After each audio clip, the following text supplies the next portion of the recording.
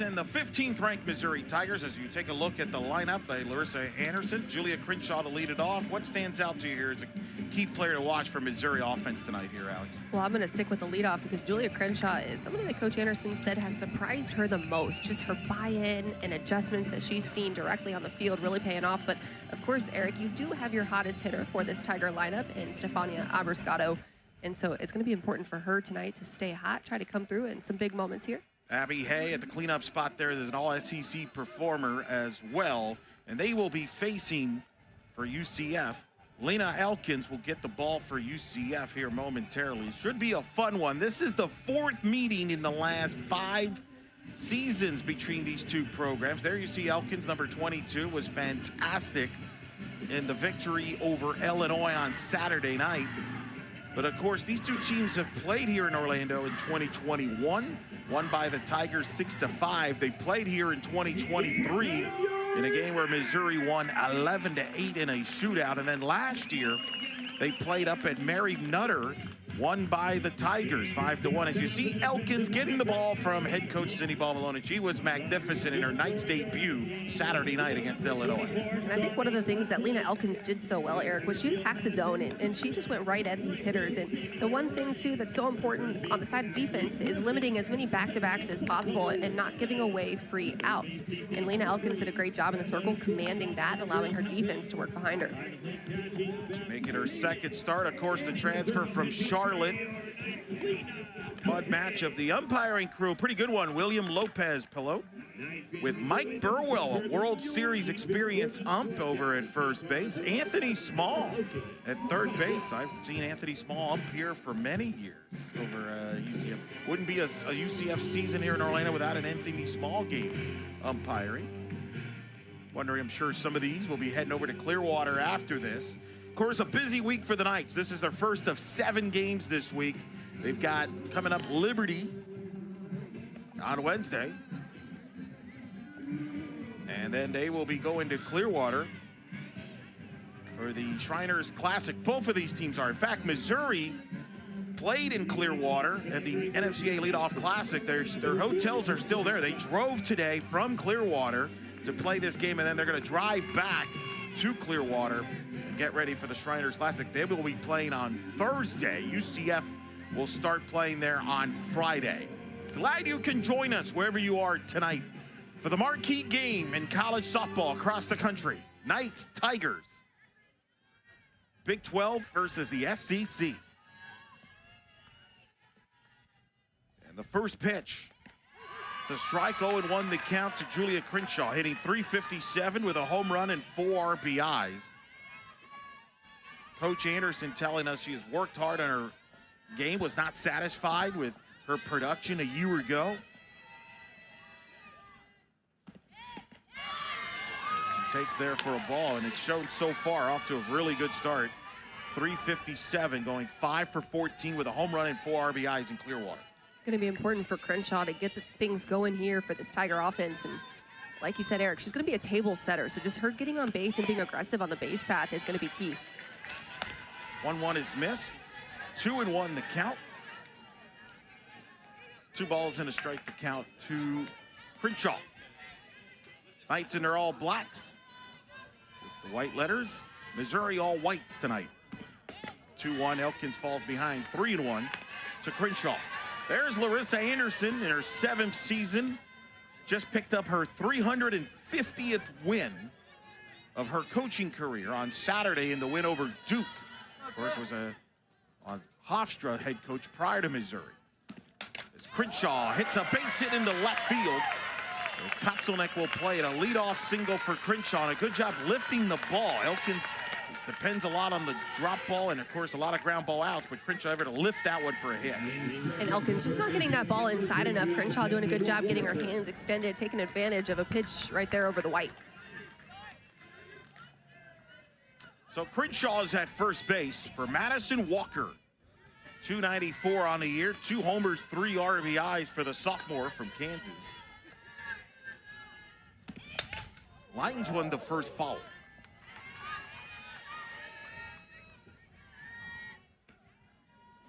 As you saw there, Samantha Ray getting the start in right field tonight. with Madison Simon at center, Kotzelnick at left. Got Sierra Humphreys at third, Aubrey Heavens at short. Coco Jaimez at second, Griffin at first. With that pitch is missed there for a ball. Beth Damon catching.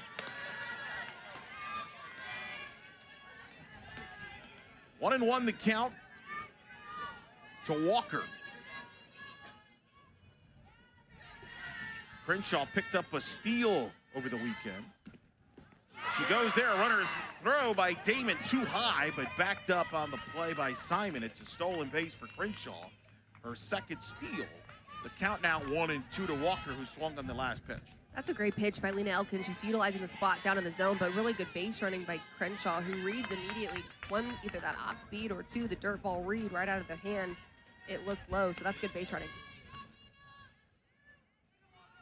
A 1-2 pitch. Got her. A strikeout for Elkins, pulling the strings on that one to get Walker for the first out here in the first inning. Lena Elkins starting strong here, spinning the ball well, trying to establish that outside corner, that one off the plate. That's a really good location ahead of the count. Madison Walker taking the bait. Abrascato now at the plate. The sophomore from New York takes for a ball. 1-0 the count. Stefania hitting .438, a homer and 4 RBIs.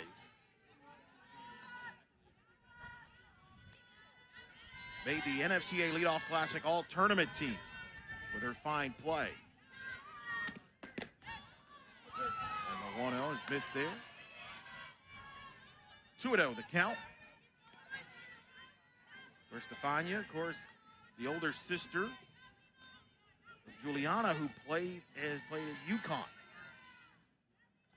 2-0. Just missed outside. 3-0.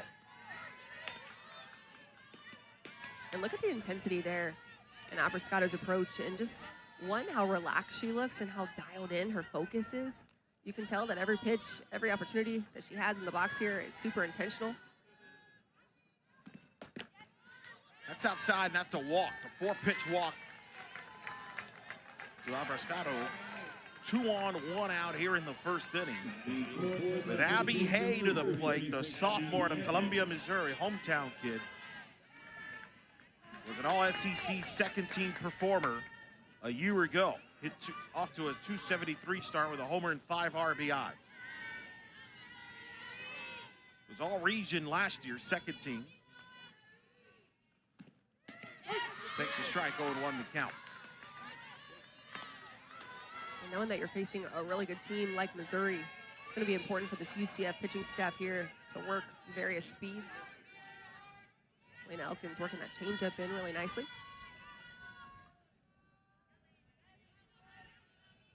Oh, and 1 the count. It's there, 1-1.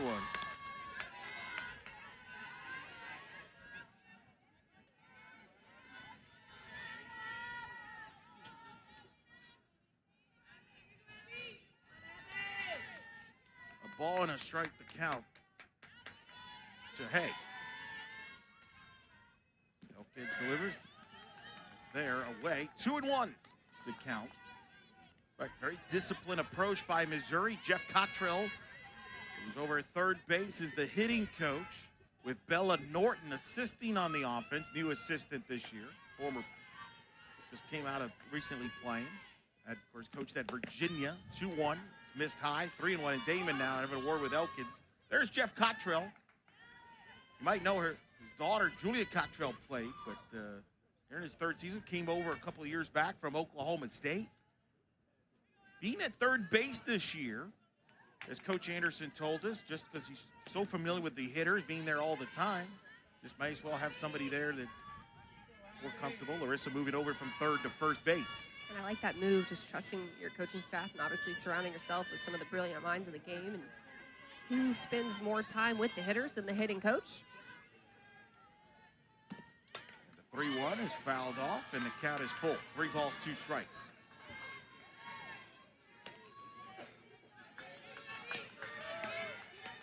Big pitch here early. 2 on, 1 out here in the top of the first on a beautiful Tuesday evening here in Orlando. About 75 degrees. Payoff pitch. Reach for it. It's grounded to short. Aubrey will go to second, not handled by Jaimez. And that's going to allow Crenshaw to score all the way. And it's 1-0 Missouri as they take advantage of a Knights miscue. This ball not hit super hard. You'd think it was a routine ground ball, second base here. Just the throw getting away from Jaimez, unable to come up with it. Aubrey Evans trying to make that out at second base, split the runners.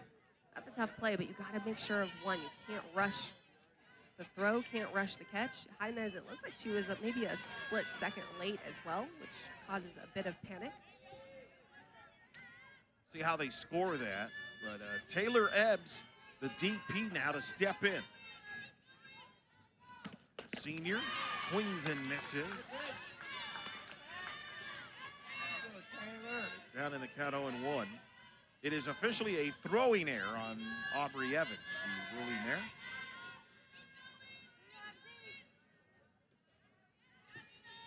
Oh, 1 the count. Is up high, ball one. 1-1 the count. And this is where those free passes and extra outs become crucial, Eric, because the base on balls a couple batters ago, the error and the missed opportunity, you're giving a really good team and a team that's playing really good softball this early in the season, just extra opportunities here to push a couple across the board. 1-1 pitch. They try to bunt, it's popped in the air, and it's gonna go over the head of Humphreys, but it's gonna go foul.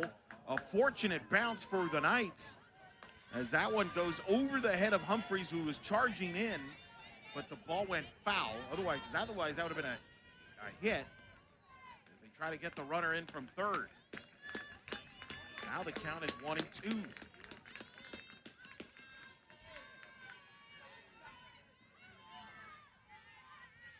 One-two from Elkins. Runner bluffs. It's outside for a ball. 2-2.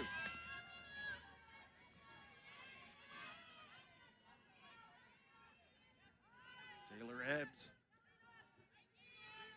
Of course, played at Kentucky, coming over from Kentucky. And look at where your infield is playing as well. You've got your middle infielders playing for the play at the plate. Trying to minimize any further run production here that the Tigers could push across. So look at that defense we mentioned earlier with Humphreys, Evans, Jaimez, Griffin in the infield, Damon catching, Katsunik, Simon, and Ray in the outfield. 2-2 the count here to Ebbs, the DP. Elkins in trouble here. Delivers, it's foul back. A good battle here.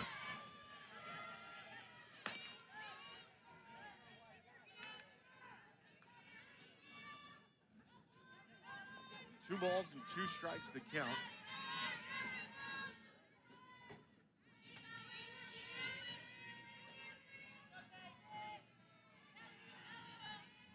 Elkins.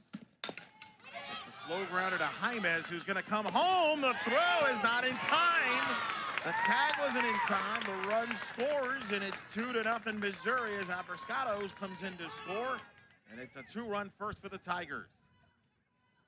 And this is what we mean by applying the pressure to the defense here. You got Coco Jaimez with the soft ground ball. I don't know, Eric. I felt like she might have gotten the tag down because you had the slide-by attempt there, the knee not looking like it was getting in.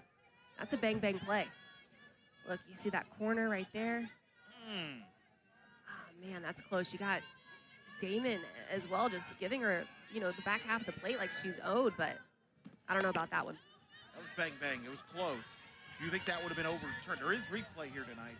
But I don't know if it would have been overturned if they review that, because I think it was too close. I don't know. It depends on the angle that you get, but. Sure. Kara Daly at the plate, first and second. Still only 1 out. 2 ground balls that UCF did not get outs on.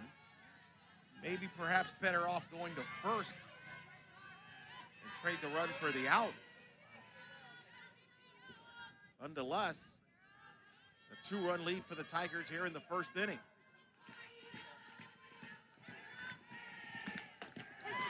Strike 2-1. That ball was so slowly hit that you might have been better off going to first, take the shore out. I understand about cutting off the run. Of course, you had the ball on the force out that maybe you could have gone out to first. So yeah, and at this point, though, it's important if you're going to trade a run, you better get an out. So make something happen. 2-1 pitch. That's right. It's going to be key this year. The Knights obviously going to have to be very good defensively, but you're very young in the defense. It has to be extra good when you have Elkins in the circle who induces a lot of ground ball outs. 2-2 pitch. It's hit down the line, foul. We've had only one ball over the air, hit on the air right there in the left field, which was Crenshaw. Everything else has been down on the ground. And I think that's because Elkins is flipping the changeup a lot. These Mizzou hitters are just a little bit out front, but they're still hitting balls hard enough to apply that pressure and make UCF make plays. Obviously, a couple of hiccups here and free outs that we're giving away, but Elkins isn't throwing badly.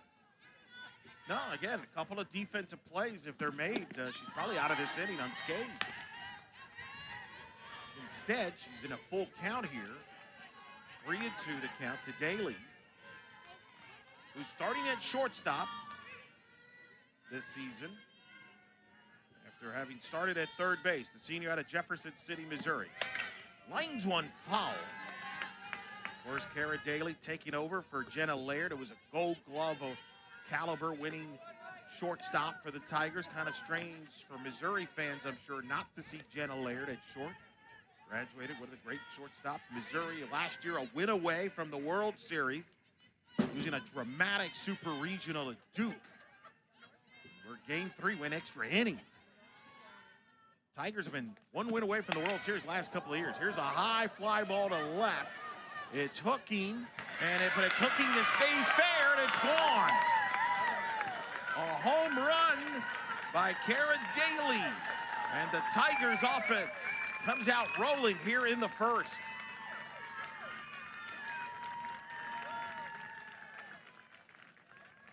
Look at the swing by Kara Daly. Just so much power. That ball left right down the middle, thigh high. And as a hitter, you know that that's the one you don't want to miss. I mean, it looks like she shoots this one to the moon. Yep, stayed fair by the foul pole area. And it is 5-0 Missouri here in the first inning. Kara Daly, first home run of the year for Daly. But again, if you're the Knights, this is, you always talk about, Alex, giving teams extra outs. Got to execute those outs. You don't want to give talented teams like Missouri extra outs, and that's what's happened here in the first inning. Well, that's what makes it so tough, is you're just trying to battle. You're chipping away. I said it in our opening, Eric. You know, pitching sets the tone. And right now, though, it's hard because you have Lena Elkins that wasn't doing badly going into that at bat, and just a couple of defensive missed opportunities really allowing this inning to escalate. And so, Daly with the home run. Now the freshman, Madison Updegrove, freshman out of Columbia, Missouri, who's on the D1 softball freshman watch list that came out, top 100 watch list. Takes ball one from Elkins. The 1-0. Line foul, 1-1. Of course, this is part of the youth growth, right? You're going to have some bumps on the road. You're going to learn things on the fly here. And I think this is, if nothing else, going to be a learning inning for the Knights, this young infield. Learning you don't want to give top 15 teams extra outs. Got to be sharp. On the defensive side, there's a strike. Of course, this was a defense last year that was top 10 in the country in fielding percentage. Of course, had Jasmine Williams at short, graduation. Had two of the best seasons shortstop-wise. You had, of course, Aubrey playing at second. You had Shannon Doherty at first, Jada Cody at third. You got the 1-2, so you really only have, you don't have a starter from opening day in the infield from last year. Humphreys got to play some at third last year. Aubrey played some shortstop last year and is a natural shortstop, played when Jazz was out with an injury, but basically mute. Of course, Missouri's in a similar boat. They only have two players starting in their natural positions from a year ago. So both of these defenses kind of still figured out. Coach Anderson, who runs the defense, talked about that only Crenshaw and Abby Hay are starting this year at their positions they started last year. 2-2 the count. It's outside, ball 3. 3-2 the count. And Eric, you know, I think for people across the country, one of the most common phrases used is, oh, this is going to be a rebuilding year for the team. And that could go both ways on the field here tonight. But I think it's more of a reloading type of year because the talent is just as good. And you're just bringing in a different level of experience and trying to teach that part of the game, which only comes with time. These two programs have high goals of the inside. Missouri, as I mentioned, been to a couple of super regionals during the Coach Anderson era, hosted regionals. Of course, they've been to the tournament every year since she's arrived in 2019. Twice a win away from the World Series in 21 and then last year. Payoff pitch. Jan muscled it over the head of Griffin, foul. Boy, the Tigers have done a good job working the count here. Is it bad that I tell you that last year I was just watching on the edge of my seat that Mizzou and You're in the Duke studios, right? ACC? No, I was on a boat waiting to see if I was going to OKC the next day. You were on a boat? Well, first of all, I'm on a boat. You're on a boat. You're burying the lead there. You're watching softball from a boat. Let me just rub it in. I know. I was like cheering on the boat just because I got to go to OKC if Duke won. That's foul back right on top of us here, to the right of us. Alex had her hand up. She was ready as a natural first baseman, ready for that. We would have caught it. Don't worry. A lot of people are going to be on boats this weekend in Clearwater watching the Shriners tournament. That's where both of these teams will be going. Missouri after this game, UCF after tomorrow night's game against Liberty. Is it too late to ask to take a production crew out there I'm trying. Put us on a boat? I'm trying. That's a pitch high, ball 4 to walk to up to Grove. Here with still just one out. And let's see what Coach Paul Malone does here. They might get a new arm here to take over for Elkins, who did not get help from her defense. A couple of plays weren't made. But Coach Paul Malone going to give Missouri, looks like, a new look pitching-wise. Against this Tigers offense off to a good start. Big 3-run homer in this inning. Coach Cottrell got to be happy with his offense here in the early going. What do you think Coach Paul Malone's telling here the youngster Elkins, who, of course, came over from Charlotte, working together? So impressed in their performance against Illinois on Saturday night. And she will give way here to Vega. We'll tell you more about the new ninth pitcher when we return here at the top of the first. A fast start for the Tigers.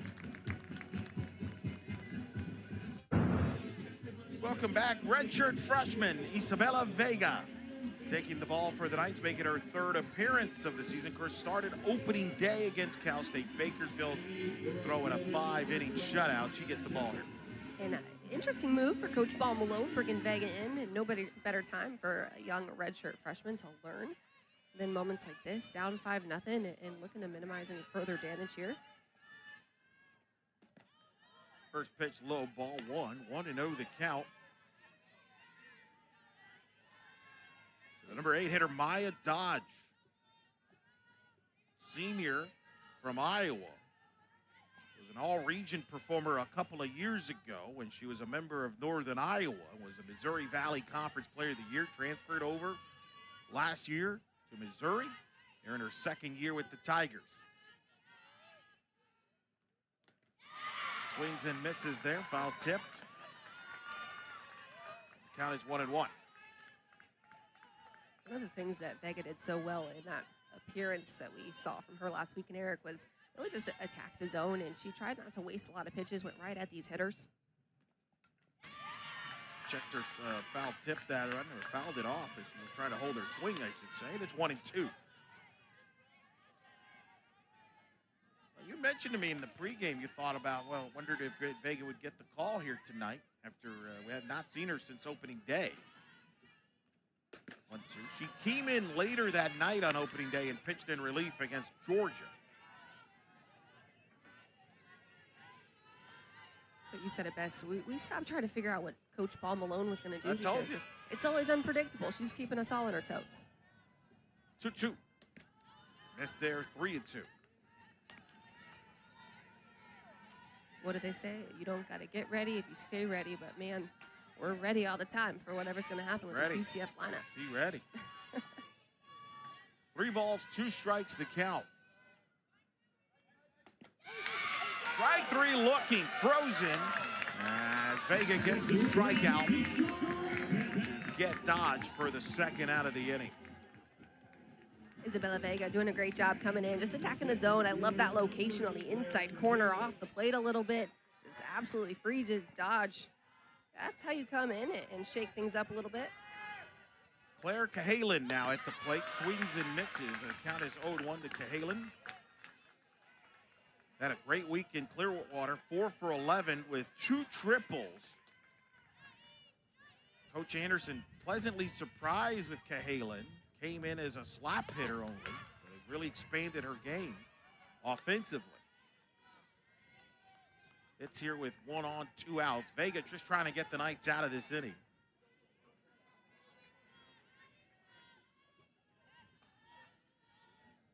The 1-1 pitch is line foul.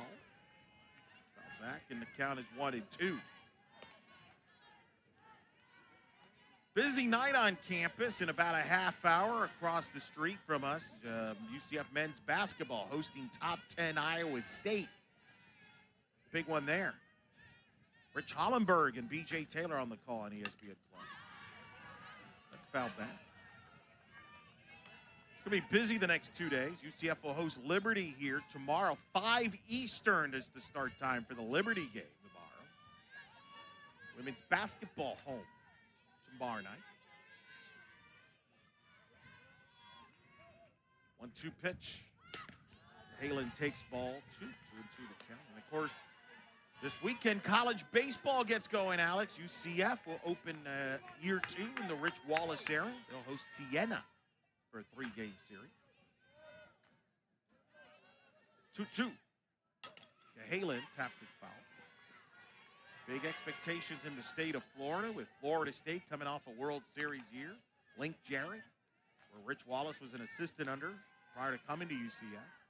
UCF making the regional final last year before losing to Florida State in that regional final.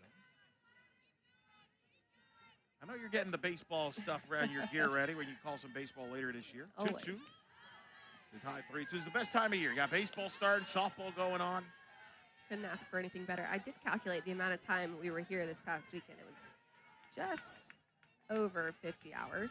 So who's counting? Yeah, nobody's counting because wouldn't rather be anywhere else. Cahalan drops a base hit into left field. So now 2 on, 2 out. Here in the first inning is Cahalan with the single.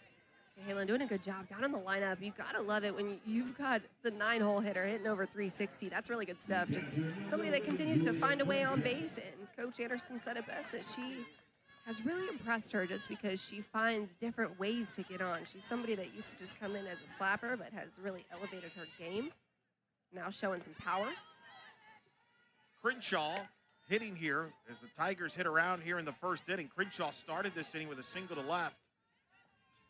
Come in to score. Part of this 5-run first inning, aided by a UCF error.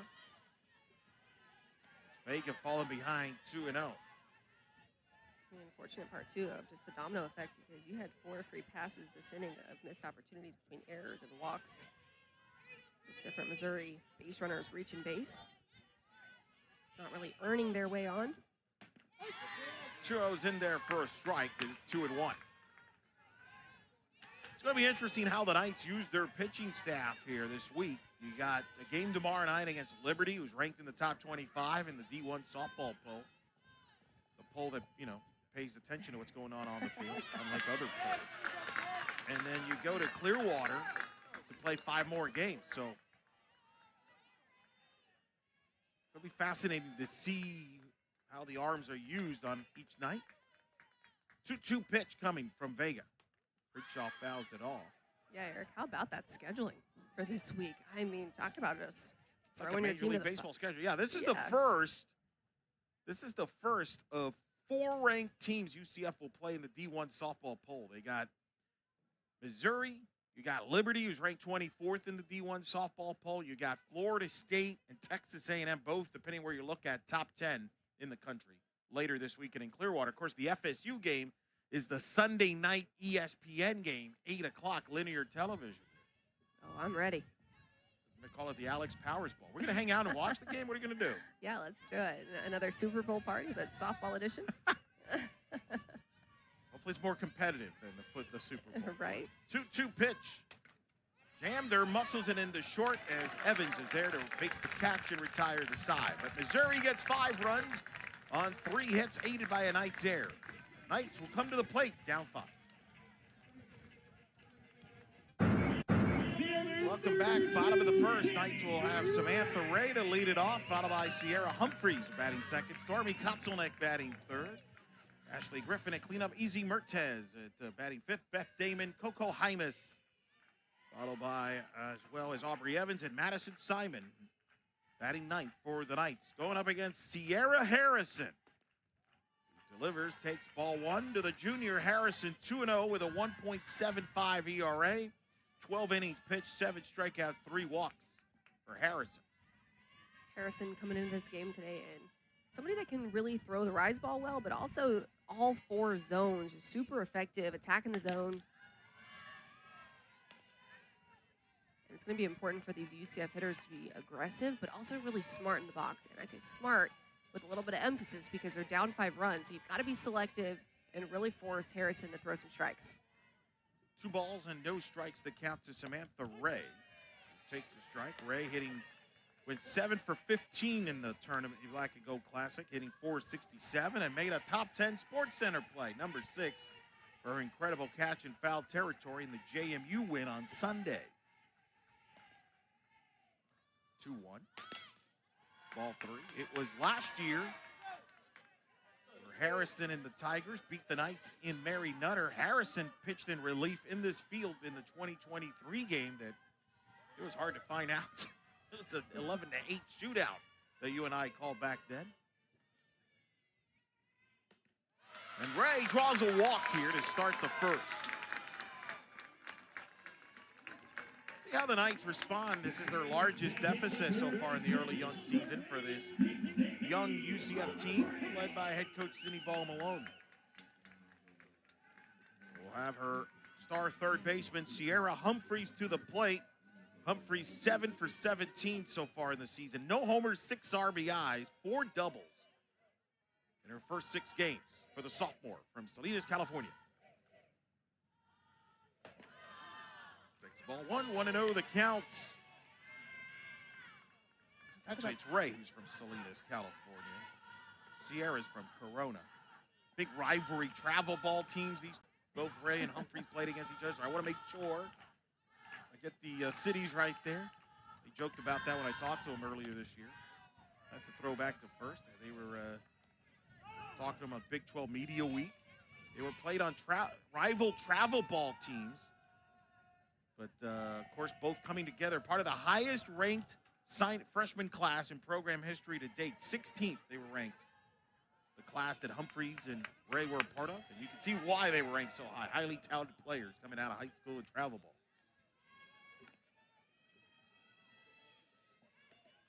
There they are. Become very good friends. They both were unanimous Big 12 all freshman performers. 2-0 swing and a miss. The count is 2-1 as Harrison has that electric stuff where she could overpower you at times. And this one up in the zone, but this is where the smart at-bats has to come in. Sierra Humphreys just taking a big old hack right there up in the count, 2-0. But one of the things that we know is Harrison attacks the zone, but right now she's kind of throwing a lot of balls. And so if you're a UCF hitter just early in this game, again, only a couple batters in here, but you know that she's somebody that wants to get ahead, wants to throw a lot of strikes, especially with the 5-run buffer. And if she's not going into these at-bats throwing a lot of strikes, let her throw the balls and really challenge her and make her get in the zone. 2 balls, 2 strikes the count. Runner at first, nobody out. Humphreys muscles one into right, but it's going to hang as the catch is made. For the out, Ray gets back. And a nice job by this Tiger defense as Dodge making the play there at right field. Part of this Missouri defense that, again, as I mentioned, in the top half of the inning only has 2 players returning to their starting in the same spot they started last year. Julia Crenshaw starting at catcher like she did last year, and Abby Hay at first base. Everybody else is starting in different positions or brand new. It's Kotzelnick to the plate now against Harrison. Runner goes in Ray. The pitch is a strike. The throw is not in time. That's a stolen base for Samantha Ray, her second steal of the season. Look at Samantha Ray. I mean, she just made that look easy, Eric. She beat that throw by 3, 4, 5 steps, maybe. That was a no-brainer. Set the tone at the top of the order. I think UCF will be much more aggressive with the base paths this year. And Ray being a big part of that. Kotzelnick, who's also a great base runner. Lines one, fair ball down the line at third base and into left field. That will score Ray easily on an RBI double by Stormy Kotzelnick as the Knights get on the board.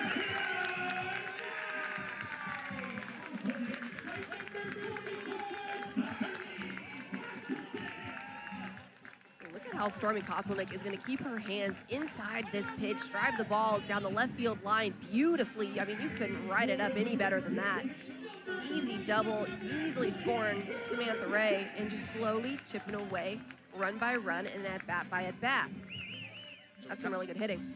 Kotzelnick was 5 for 15 prior to that at bat. It's her first double of the year, 4th RBI this season for the senior. I think is headed for a big year. Remember, people forget she was an all Sun Belt performer in Louisiana before coming to UCF. As Ashley Griffin to the plate. 3 for 14 on the young season for Griffin, with Kotzelnick at second and 1 out.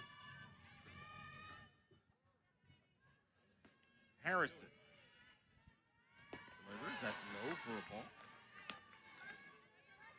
1 ball, 1 strike to count.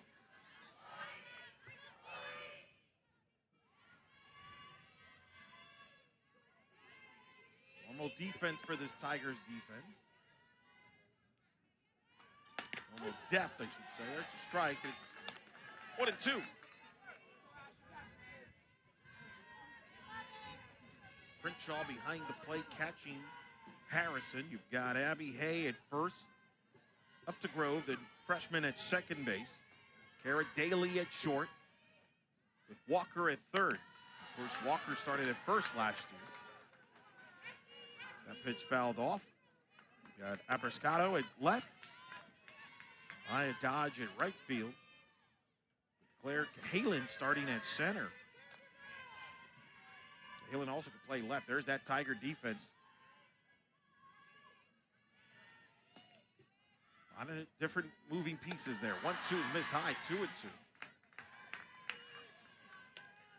What is that like when you have a lot of moving different pieces, playing different positions defensively? Certainly timing, chemistry, certainly plays a factor in all that. It's a lot, but you just got to slow the game down, I think, is really just the key to all things. Griffin hits a comebacker to Harrison, who will hold Kotzelnick at second and throw to first in time to get Griffin. Big out there for Harrison to get Griffin for the second out. Look at the athleticism on that by Harrison. Just completely looks at her, and Stormy Kotzelnick has to stop right dead in her tracks. I love that she knew the awareness of how much time she had, because that ball wasn't hit slow back to her too, so she had even more time knowing how quickly it got back to the circle. So that's really good athleticism by Harrison. That's a lot of maturity in the circle. And so now Izzy Mertez will step in. The freshman swings and misses.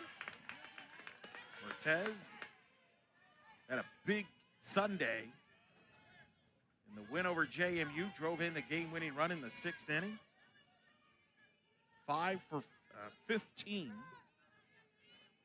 on the young season with 3 runs scored and a couple of ribbies. One of this freshman class for the Knights that was ranked 24th. Part of the 3 straight top 25 classes that Coach Ball Malone has brought to UCF. 1-1. Mertez checked her swing, fouls it off. You deal with a lot of youth players here in Florida. I mean, talented. Coach Ball Malone gets some talent from Florida, but also talent from California, which is obviously the richest state when it comes to softball talent. Yeah, I think you got a couple of hotbeds in both Florida, you got Texas, you got California. I mean, they're all really good spots. Obviously, you can play softball year round. So really good coaches, organizations out there. A lot of good talent comes from those 3 states. Mertez gets a piece of it to foul it off. 1-2 the count. I think at the end of the day, the most important thing that a kid can have throughout their adolescent career is really good coaching, because you can do a lot of things if you've got some tools and potential skills without being just a raw player. If you can be coached, you can do a lot of things well. Pitch is just missed there, 2-2. First coach Paul Malone, of course, West Coast, was the head coach at Boise State, and of course played at Pacific. Here's the last pitch.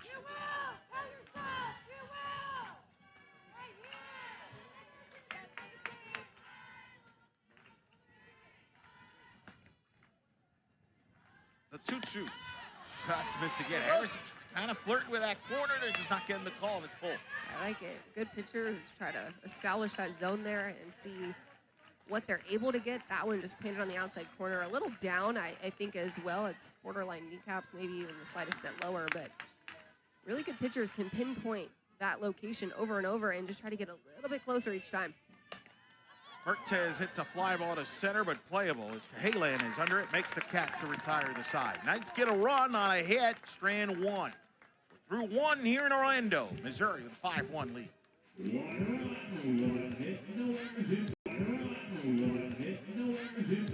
That I may have ever seen in my life. Don't forget to tweet us your pooch pics on X and tag UCF Production. Give us all the animals. Shout out to my guy, Lucas Restrian, for bringing that to life last season, and I think it's safe to say that it's been an absolute hit. I feel like he always checks in to make sure you're working the game and before he decides if he wants to produce and direct the game or not. Ooh, that one got away from Vega. As that hit Madison Walker, and Walker will get on base to start the 2nd inning.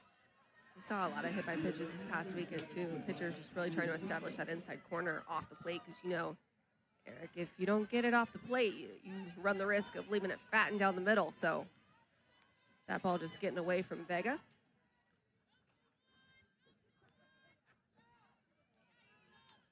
The runner at first to strike, and it's 0-1 the count.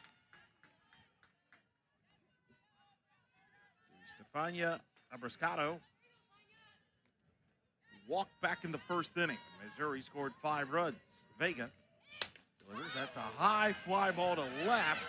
Foul territory, out of the reach of Evans and Humphreys and Kotsonek, all of them chasing it, but found no man's land for a loud foul ball, and it's 0-2.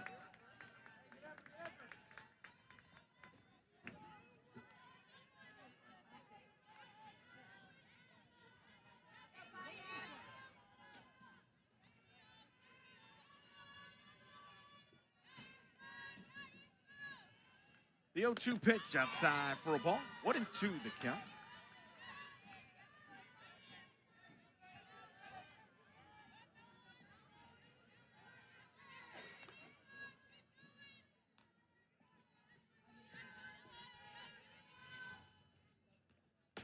Swing and a miss. Vega gets the strikeout. The 1st out here in the 2nd. Look at this, how this pitch is going to continue to elevate. The closer it gets, the higher it gets. That one finishing right above the letters there. That's a big hack by Abrascato, but she's been seeing the ball really well, so I like the aggressiveness. Trying to work up in the zone, though. Really good pitch and location by Isabella Vega. And that pitch is a ball. 1-0 the count to Abby Hay. Reached on a fielder's choice. Of course, Cara Daly hit the 3-run homer. 1st inning for Missouri. He reached on a fielder's choice there. Takes the ball here. 2-0 the count with a runner at first.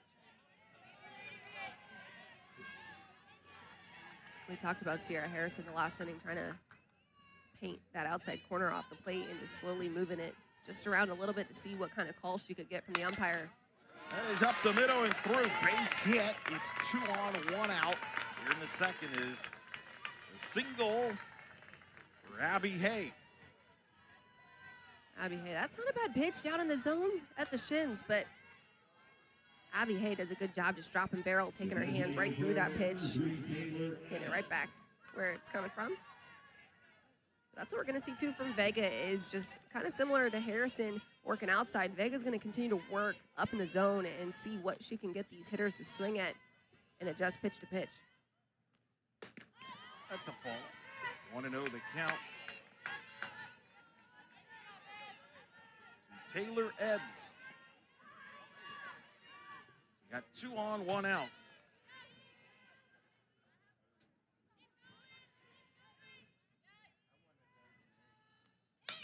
That is foul. And it is 1-1.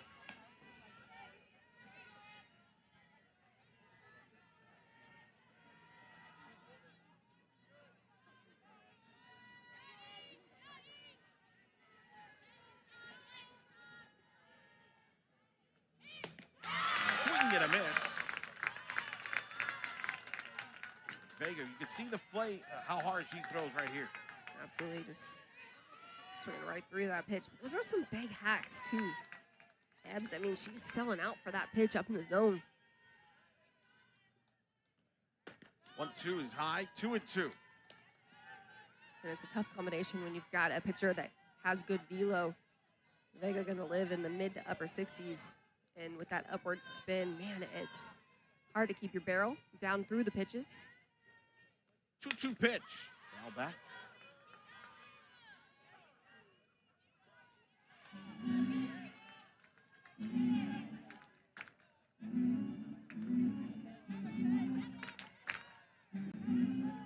Isabella Vega, redshirt freshman, redshirted a year ago. Part of that heralded top 16 signing class. That's a pop-up foul territory over there. She was part of that class. Her and Taylor Kittleman, both redshirted, got her opportunity opening day against Bakersfield. Got the shutout.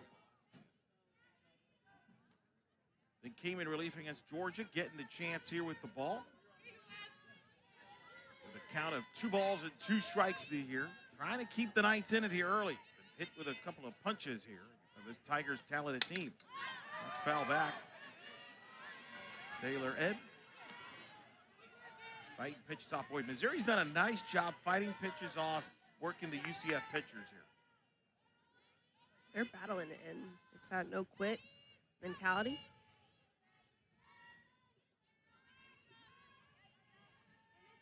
The 2-2. High, 3-2.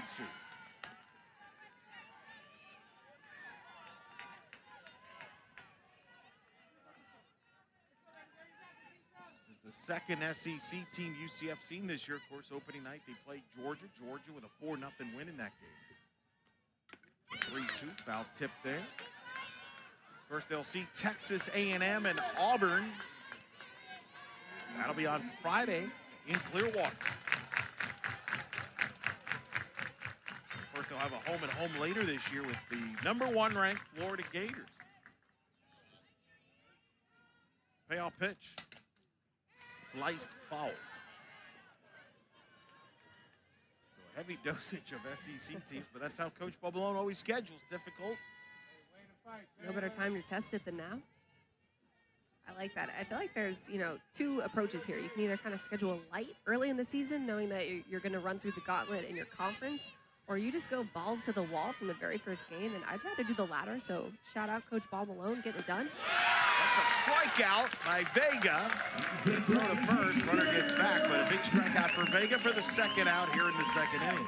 Isabella Vega going to flip this changeup. Look at that one just falling off the table. They're going to start right at the shins, finish at the feet. That's a really good location, and love the accuracy and confidence in that pitch.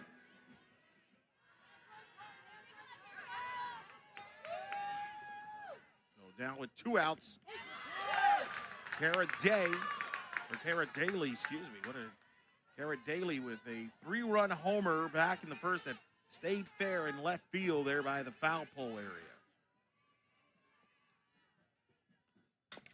She gets jammed, hits a grounder to third to Humphreys, will throw to first in time to retire the side.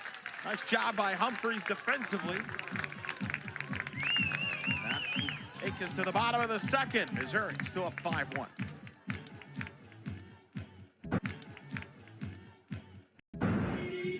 Welcome back. There is the Clearwater Invitational, the Schreiner Children's Clearwater Invitational that coming up starting Thursday. 4 days, 40 games, 10 of the 16 teams ranked, with 4 new teams making their debuts in Clearwater, 3 teams from last year's World Series. UCF will be a part of that. It's going to be incredible. It'll be on the ESPN family of networks. How many of our friends from the ESPN broadcasters are watching this game, scouting, getting ready for those games, huh? Hopefully everybody. Right, right? What else do they have to do on a Tuesday night? Scarborough's watching. Right. She's doing the UCF FSU game. She's got to be watching with Matt. She'll be calling the game with Matt Schumacher. Jenny Dalton Hill, I'm sure, is watching. Everybody's watching. Madison Shipman, Tiffany Green. That's up high. 1-1 the count. To Beth Damon will be followed by Coco Jaimez and Aubrey Heaven, 6, 7, 8 for the Knights against Sierra Harrison. Scarborough's calling 12 games in the next 4 days there. You just did 16 in 4. Craziness. Damon checks her swing and a nice effort by Abby Hay. The count is 1-2. How's your voice? Feels good. Right? 16? Good. Couldn't be better. Now you're doing 1 game. That feels like a slow one for you, right? Yeah. Hoping for good weather like tonight here in Clearwater. Of course, remember last year the Clearwater got washed out after 2 days of action. Of course, UCF's been to the tournament now every year since 2022. He's grounded to third. Nice field there. Throw to first in time. Madison Walker making the play there at third base, starting this year at third. Played some first last year. So a 5-3 ground out, 1 up, 1 down. Now Coco Jaimez, the other freshman, will step in.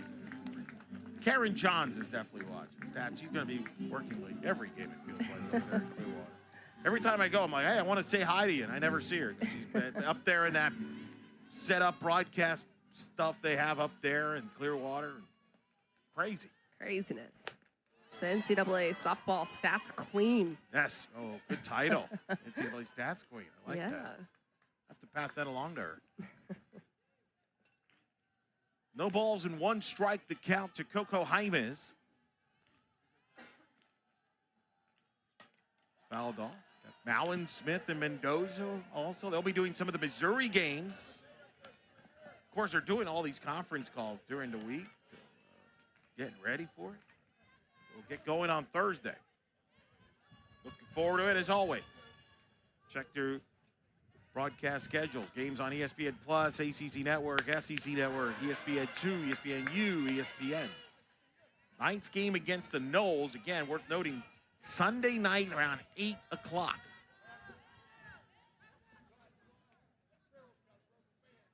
With a ball and 2 strikes. 1-2 pitch. Line foul.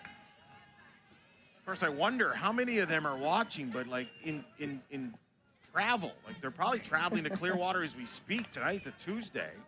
Some of them might be traveling, flying out right now. Could be flying early tomorrow morning. I don't even want to know. Hashtag catching flights, watching softball. Let's go. A ball and 2 strikes. It's low for a ball. Scarborough would be one I would bet is probably in right now in travel mode. I would think so. I do this guy. I feel like not only are the analysts watching games, probably other coaches too, sizing up their competition. Yes, correct. Very fair. A lot of good coaches. There'll be a big, strong field. 2-2 to count. He's fouled off. Told you we're the marquee game of the night, Alex. Wasn't making it up. Of course, Missouri will begin, interestingly enough, Clearwater against Florida State on Thursday. Then they'll also play Clemson before taking on Ohio State on Valentine's Day, and then Liberty and San Diego State on Saturday. So Missouri will start the tournament against FSU. UCF will end the tournament against FSU. The count is full. Good at bat here for Jaimez. chipping away pitch by pitch, down by 4, but every at-bat is going to count and just building towards that opportunity, getting a couple base runners on, trying to make stuff happen here. Payoff pitch. Jaimez hits it foul, sliced it out of play. Do it again. Of course, UCF will play Texas A&M at 11 a.m. on Friday. And Auburn at 3:30. They'll get the early 9 a.m. game against Clemson on Saturday.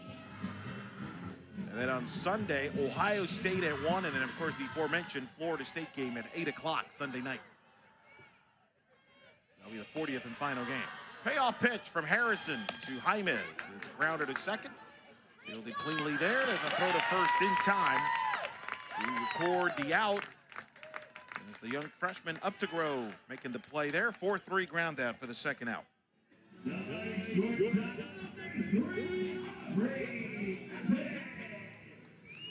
Aubrey Evans will come to the plate. First, the UCF Texas A&M game. One of the storylines there is Gianna Mancha is a GA for Tricia Ford at A&M. Of course, played at UCF, part of that 22 team that made it to the Supers.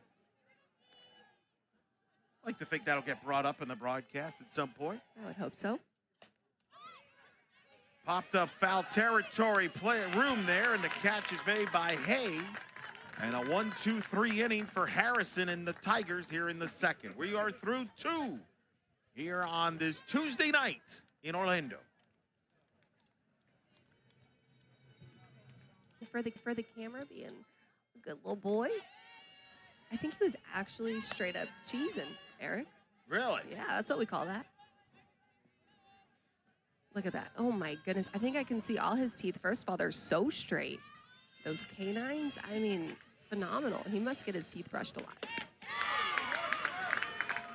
Swing and a miss there. There's a strike.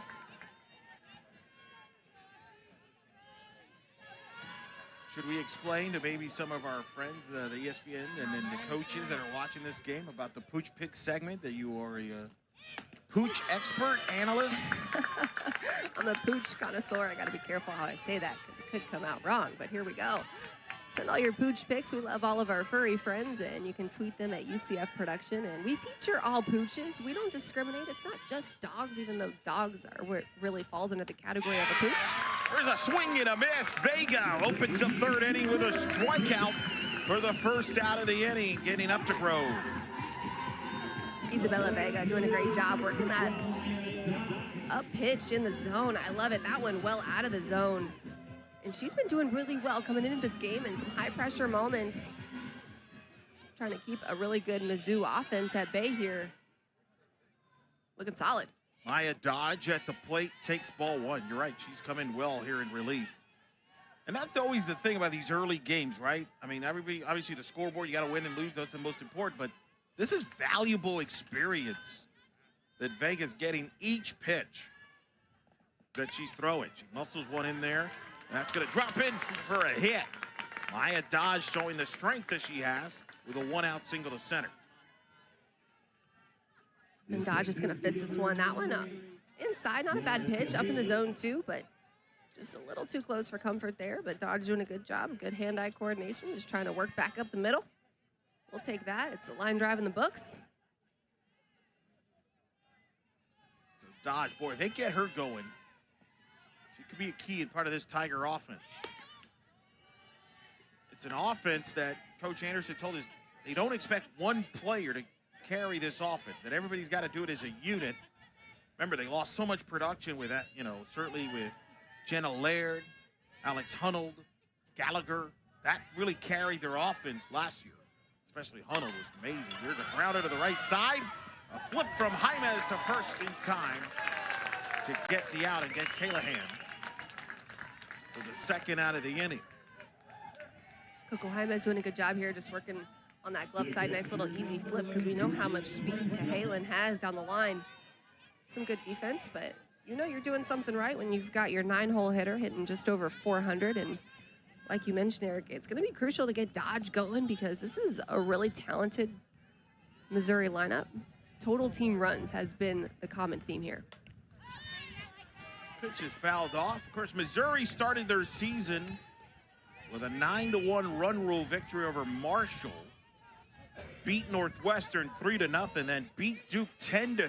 The game that was nationally televised, that was Larissa Anderson's 350th win of her career. Dropped one to Notre Dame 4-3, then held on and come from behind win over Iowa on Sunday 3-2. And talk about high emotion in that Duke game too. I think that one had to just quite literally mean a little more given the postseason run that they rematch had. from the Super Regional last year. It was a lot on the line, just kind of all the emotions rising up, and coach's 350th. Woof. Find that one foul. Anthony Small got out of there. Count is 0-2. Talk about pooch picks. Anthony Small moving like a cat down the third base line. We did debut a spinoff of Pooch Picks over the weekend. What is it? I think he might be hurting a little bit. He's like, ooh, that one got my back. He's not going to show it. Not right now, he ain't going to show it. You're right, he might, but he's not going to show it. We'll be sure to give him a hard time later. Crenshaw with a down 0-2. Takes for a ball, 1-2 the count. You're right, Missouri and Duke playing in Clearwater, a rematch from that dramatic Super Regional where Duke won in extra innings. I remember talking to Coach Anderson about it, like, oh, scheduler makers, like producing matchups there. Mind you, they did that last year before postseason was. Here's a runner goes, and they got a pickoff here. Humphreys to Jaimes, they get the tag and end the inning. And as Dodge, trying to steal third, got caught. And good defense, good awareness by Damon, the freshman catcher. And they ends the inning. We head to the bottom of the third. Tigers up 4.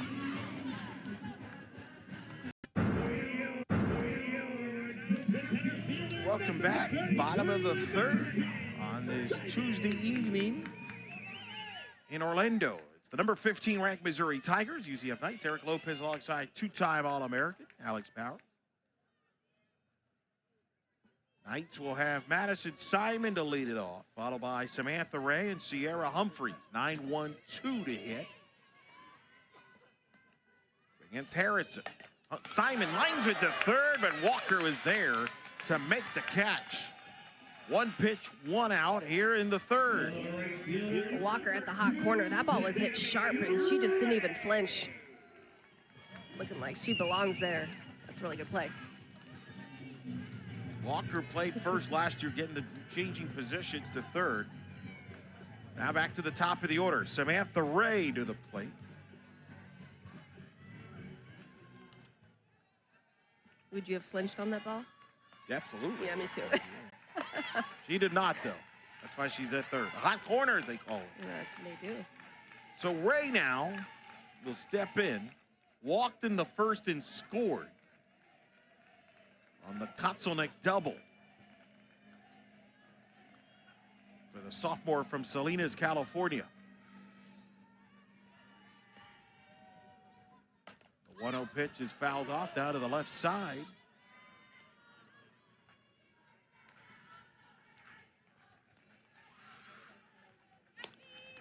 And the count is 1-1.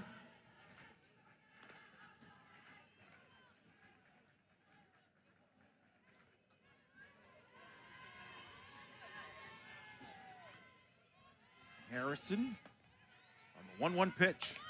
Ray gets the bunt down. Will it stay fair? No. It just sliced foul and heads up there by Crenshaw and the Tigers there to touch the ball once it goes foul. So the play is dead.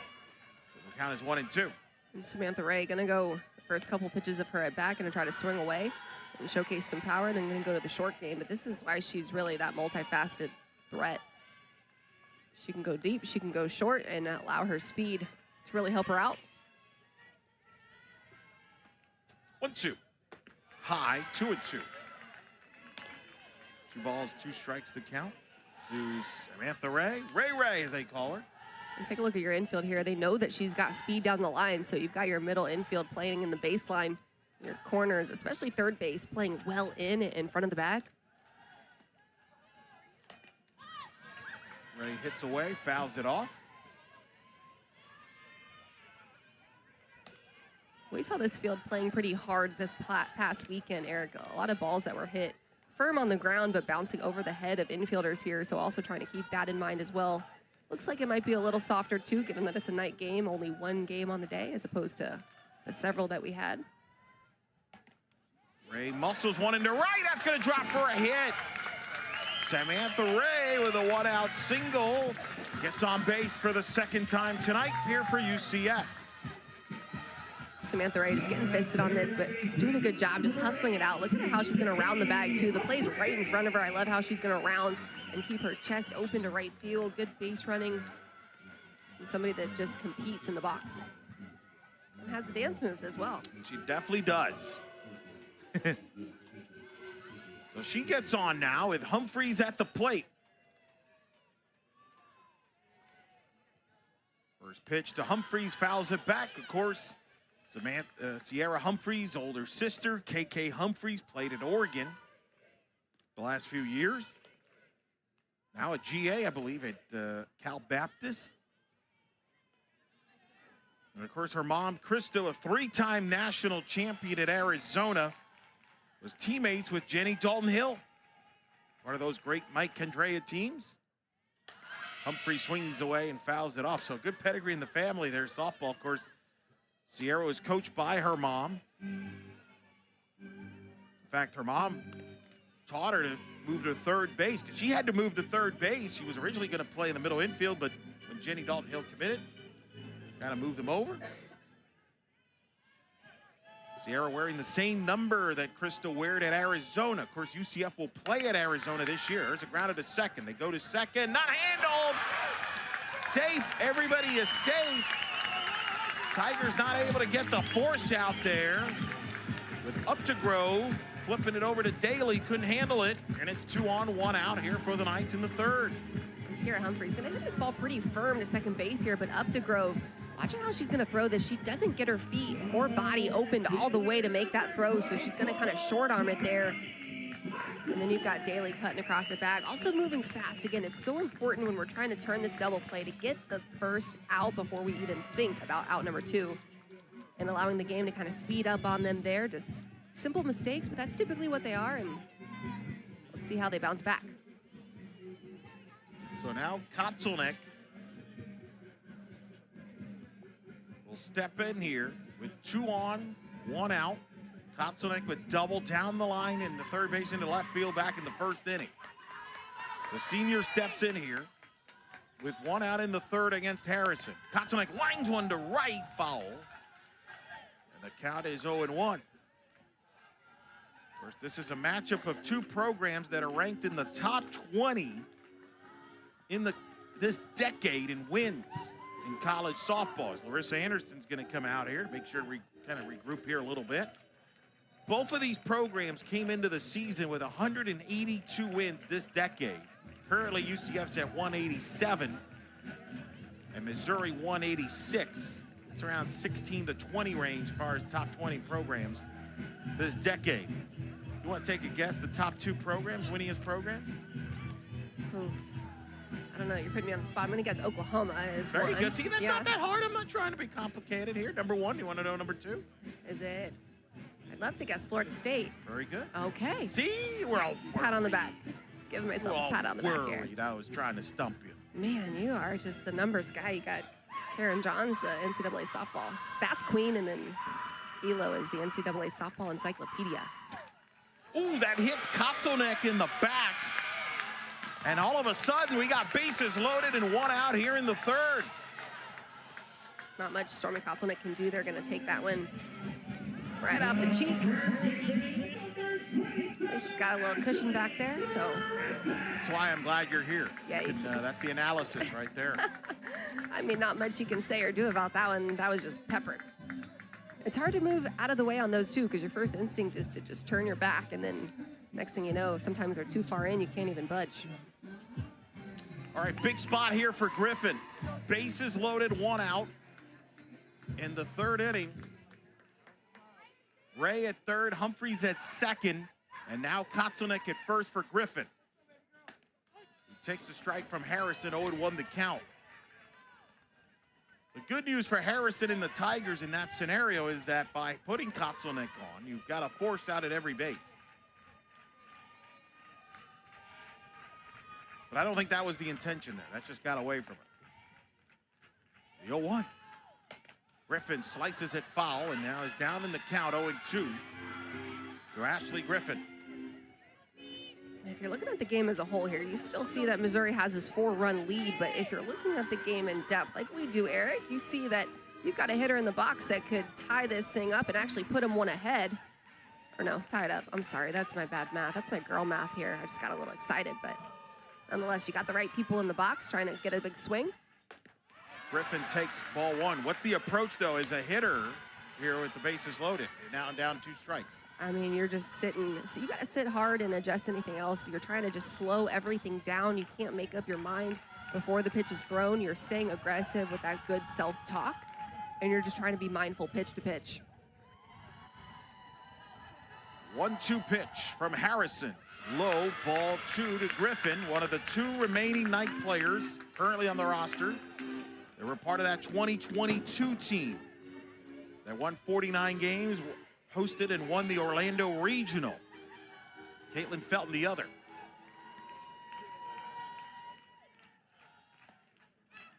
The 2-2 pitch. Griffin fouls it off again.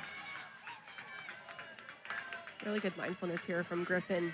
The ability to lay off the changeup 2 pitches ago down in the dirt. That's a pitch that you get a lot of swing and misses on because people are just really amped up. They see the situation. They know that one swing can get UCF back in this ball game. But again, that mindfulness, staying aggressive, but also really smart in the box. Good AB. Griffin lays off it, and it's high. Ball 3. 3-2 count now to Griffin.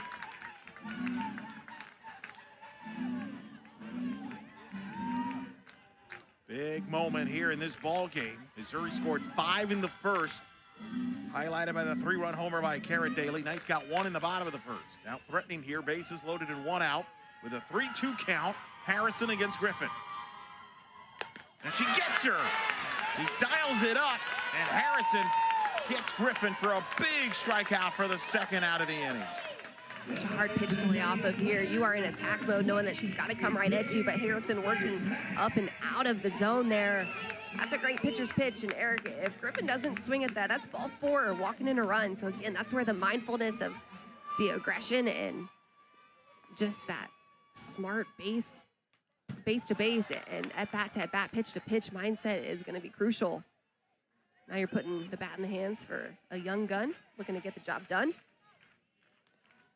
That's a tough pitch to lay. I see absolutely. a lot of hitters always swing at that. Absolutely. People wonder about it. Why is that such a tough pitch to lay off as a hitter? Out of the hand, it looks like it's coming in at a good part of the zone. Obviously, what you're trying to then decipher is there a lot of spin? Is it going to continue working its way up, climbing that ladder? And so that's why I think that a lot of people have a hard time with the rise ball because it just looks good out of the hand. Whereas a lot of other stuff, the drop ball, something off speed, what you're initially training for is that reaction and seeing that pitch out of the zone or out of the hand going to look down. Rise ball just looks good. 1-1 to Mertez. Drills one to left field. That's going to be off the wall. Coming in to score is Ray. Coming in to score is Humphreys. It's a 2 RBI double by Izzy Mertez, and the Knights are right back in it. It's 5-3.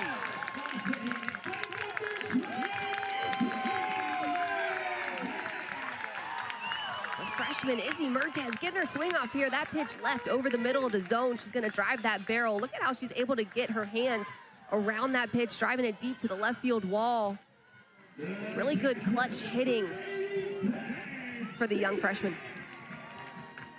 So now second and third, 2 outs for Beth Damon, the freshman. After Mertez, who continues her great start. Big 2 RBI double for Mertez, and it's 5-3. Now Missouri here in the third. Knights back in it here. With Damon at the plate, who grounded out in her first at-bat.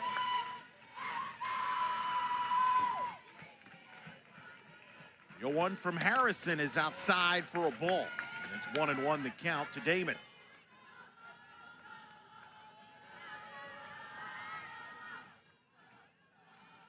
These 2 teams know each other pretty well the last few years. Always seem to play some interesting games, especially on this field. Damon pokes one at left, but it's going to hang, and the catch is made to retire the side as the catch is made there. But not before the Knights get 2 runs and are within 2 through 3. Top of the 4th inning. Knights trailing 5-3. Isabella Vega back to work, came in relief in the 1st inning. Take on Crenshaw, Walker, and Abriscato. 1, 2, 3, the top of the order for Missouri here against Vega. In a 2-run ball game. First pitch from Vega. Strike 0-1.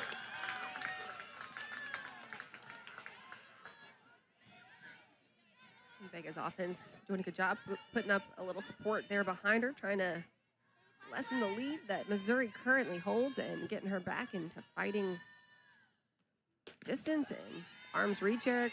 It's always encouraging going back out on the field knowing, hey, we're a little bit closer, keep chipping away. It's just that sense of encouragement, that no-quit mentality. A ball and a strike to count to Crenshaw. 1 for 2 tonight. Fouls it back. She singled and scored back in the 1st. Popped up to short back in the 1st inning. Both her at-bats were in the 1st inning. Here we are now, hitting in the 4th inning. Of course, she was hitting in the 3rd inning when Maya Dodge was caught stealing there, trying to steal 3rd. As Crenshaw fouls it back, and then the count is 1-2.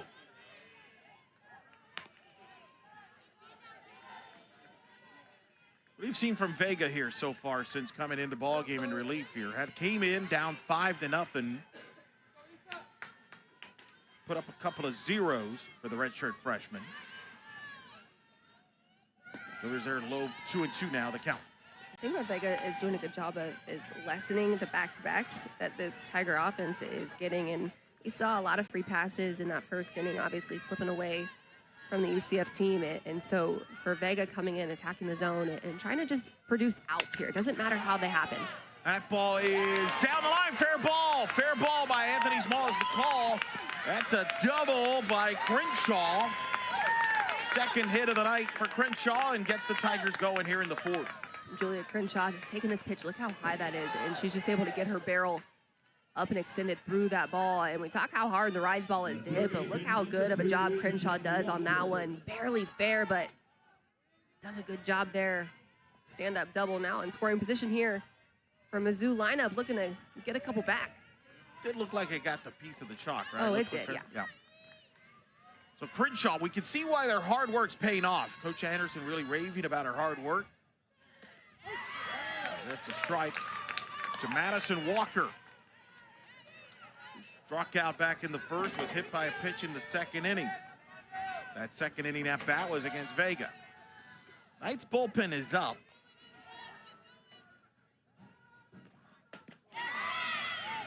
As that pitch is missed for a ball, 1-1 the count, as now Missouri hitters start getting a second look at Vega. They see Caitlin Felton on the left, Caitlin Cochran on the right.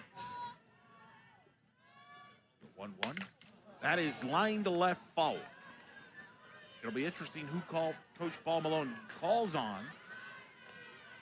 Now Felton's warming up harder there a little bit than Cochran, although Cochran was warming up earlier as well, so it could go either way. A ball and 2 strikes. There's Felton on the left, who today was named Big 12 Pitcher of the Week. 2nd Knights pitcher to win a Big 12 Pitcher of the Week in the 2 years. Sarah Willis, of course, won it a year ago. 1-2. Low foul ball outside there. So weird to say that. So, of course, this is UCF's 24th season. A lot of great pitchers, but this is only the 2nd season in the Big 12. There it is right there. Great honor for the senior Felton. Well, and after the outings that Felton had last weekend, just the fiery spirit, the competitiveness in the circle. I mean, she was lights out. It was so fun to watch her compete. To me, it was a no-brainer. That ball is hit to left, but playable. Kotzelnick under it, makes the catch.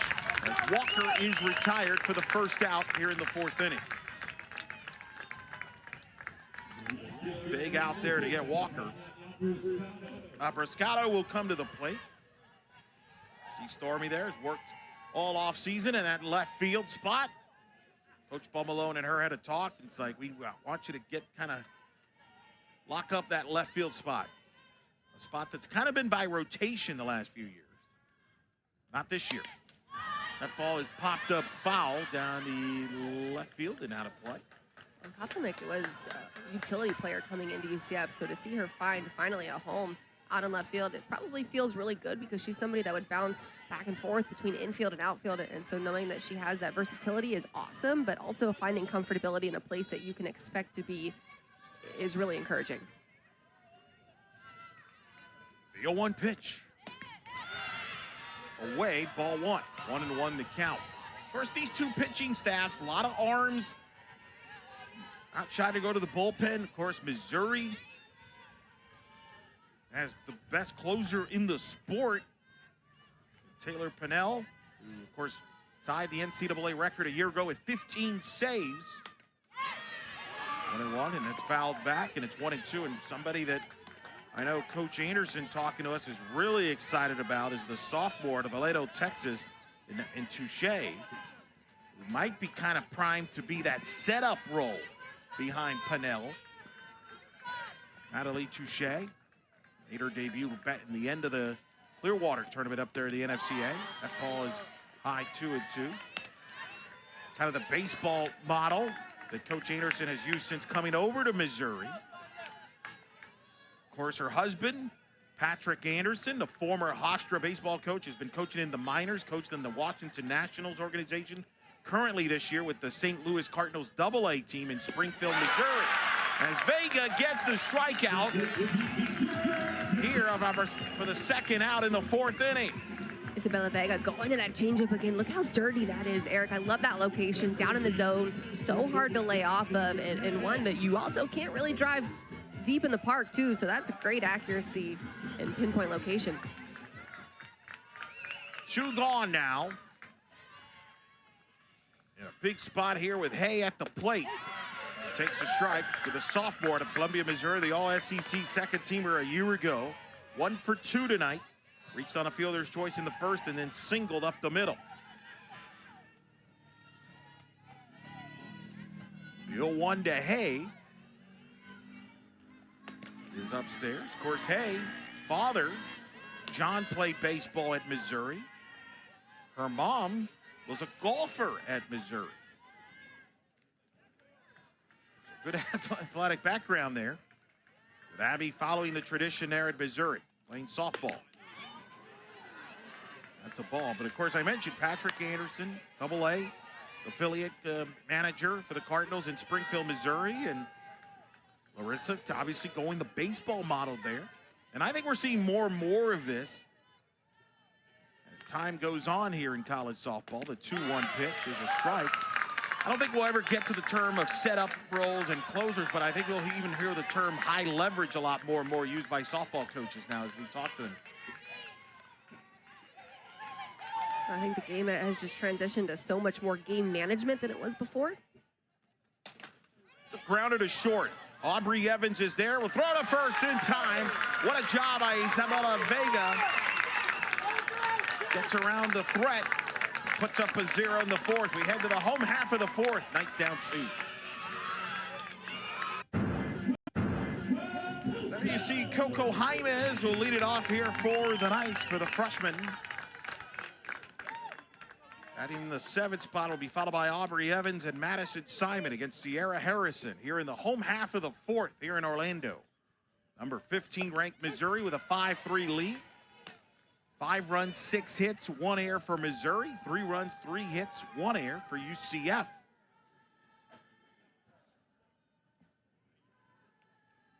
Eric Lopez here alongside 2-time All-American Alex Powers for this marquee game of the night and across the country here in college softball. We'll be able to say that for the next 2 nights because UCF will then tomorrow at 5 o'clock will host Liberty and Dot Richardson. You can make the argument we're like the kickoff to the Shriners tournament. I mean, all these 3 teams, UCF, Liberty, Missouri, are all going to be playing in Clearwater. So I feel like this is the unofficial start of it. They can thank us later. Getting a lot of information the next couple of days. We're the warm-ups. We're the openers. 2-1 the count to Jaimez.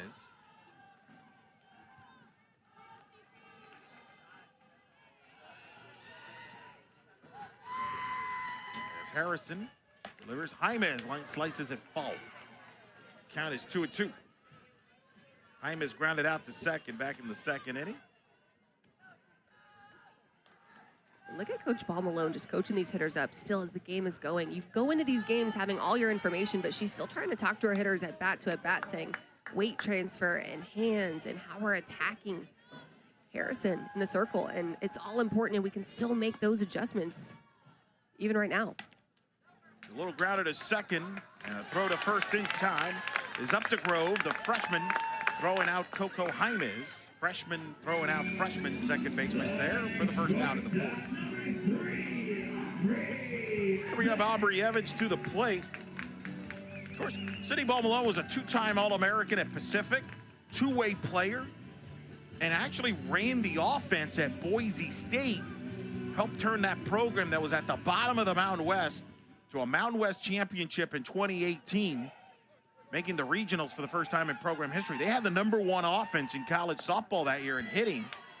And that caught the eye of then UCF athletic director Danny White and SWA Brandy Stewart, former Seminole, who was the SWA UCF at the time. And they went after Coach Ball Malone because of the offense of Boise State. You gotta hit to win. And I think that's the reality is. Evans grounds one to short. And a nice play there by Daly to throw out Aubrey Evans, her fellow shortstop opponent. 2 up, 2 down in the fourth. But you look at any good team across the country, and you're not winning ball games if you don't score a run. So your hitters got to hit. Obviously, it's the job of the pitcher to minimize the opposing offense from scoring a bunch of runs, and it really does start with the pitching. But, I mean, you got to push them across, right? You got to score to win.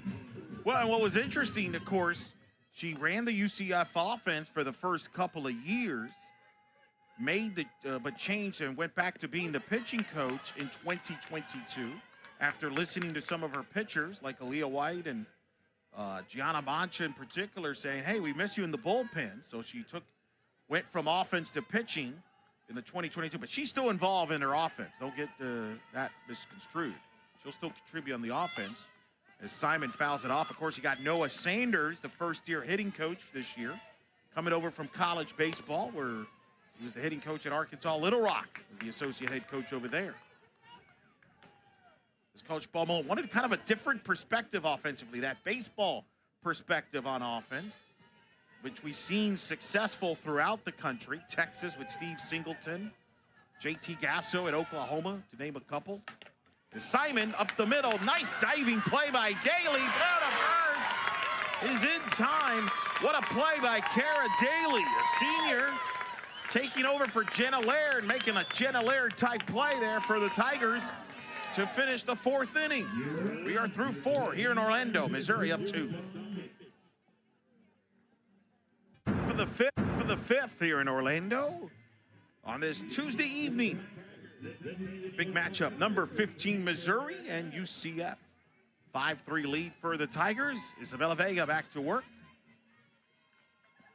As she will face Taylor Ebbs to start it off here for the Tigers. It'll be Ebbs, Daly, and Updegrove, 5, 6, 7 for Missouri against Isabella Vega. Well, you can see why Coach Ball Malone is excited about her and Yesenia Lopez, the 2 freshman pitchers here, Alex, says that's a strike. They are the future of this program, but the future is now for UCF. Of course, you got Caitlin Felton, the senior, got Lena Elkins, the transfer from Charlotte, but Vega and Lopez, 2 heralded, highly recruited pitchers. And Vega redshirted last year because they had so many veteran arms last year, led by Sarah Willis. There you see Coach Ball Malone there with Shannon Doherty on the left, that Vega was able to redshirt. There's the 2-1. It's a grounded to second. Jaimez is there, throw to first in time to retire Ebbs, and you can see why Coach Ball Malone always smiles when she talks about Vega and Lopez, and Vega here tonight. Well, absolutely. So much opportunity ahead for each of them, but what I'm most impressed with Isabella Vega is the fact that she's able to command just the field right now so much. She came in a high-pressure situation, and she's just completely shut it down.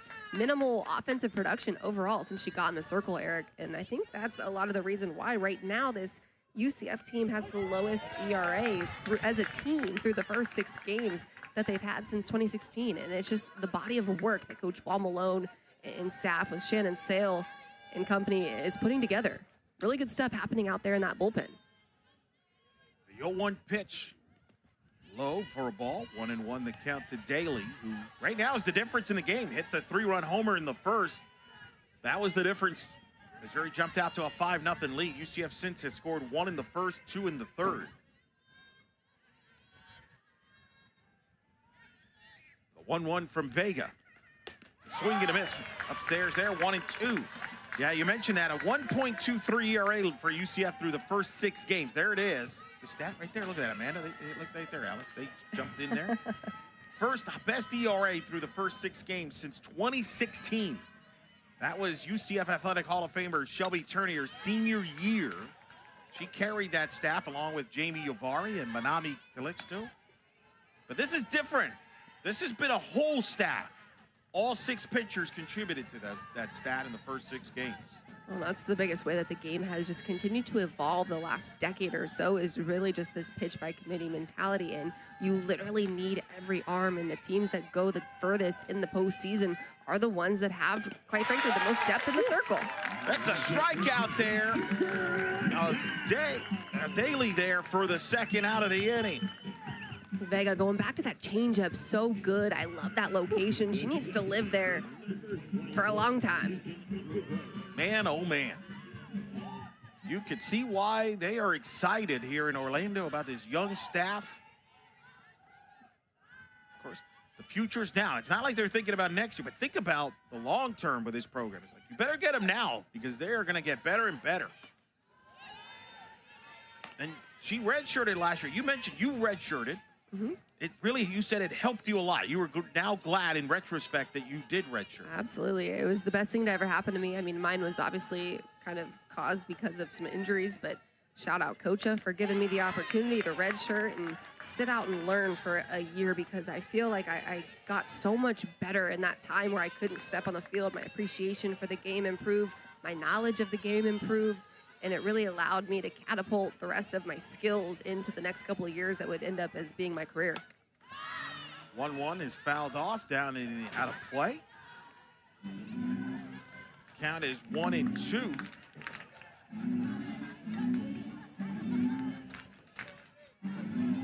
Madison Updegrove, freshman phenom here for the Tigers. We're excited about her. Boy, Coach Anderson's done a great job recruiting the state of Missouri. Cleaned up there since she's arrived in Columbia.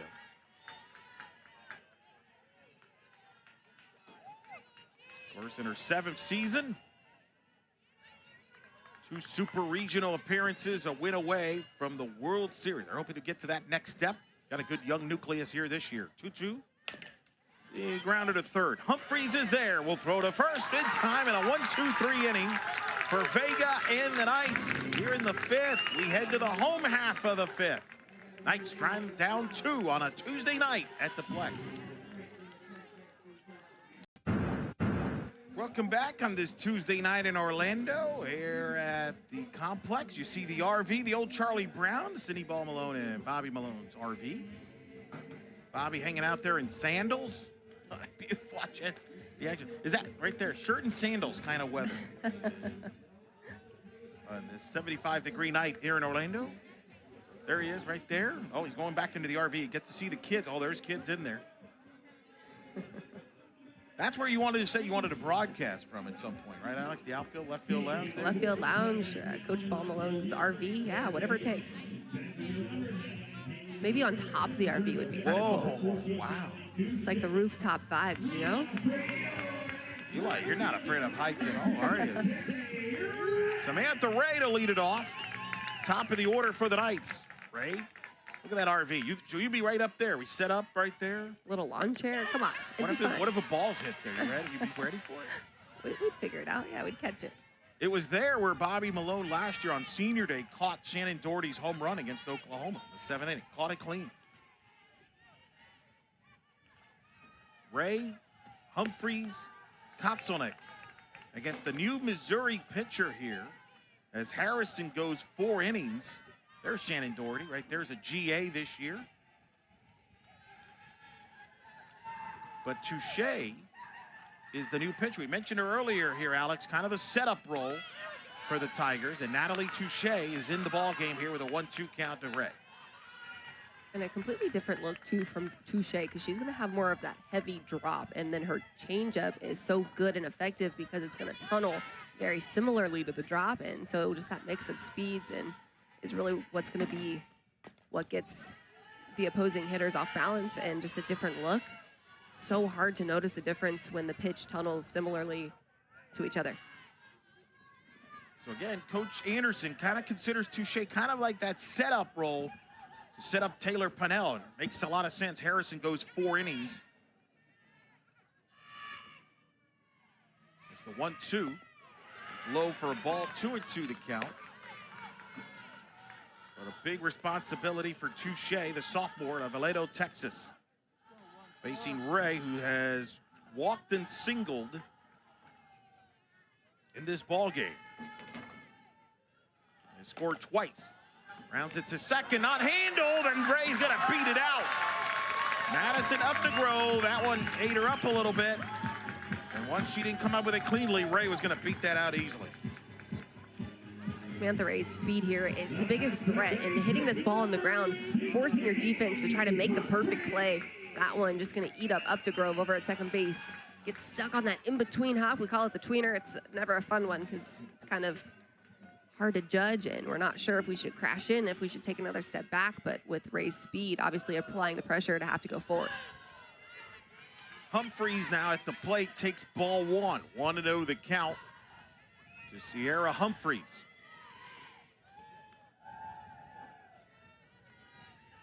Ray at first base here in the bottom of the 5th. A good one here tonight, Knights and Tigers.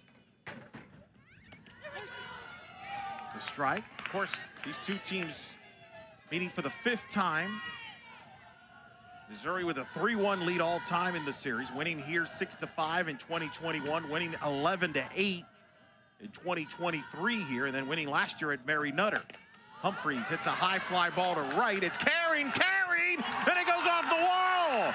Samantha Ray will hold it third. It's a double for Sierra Humphreys, and the Knights offense cooking here, second and third, nobody out.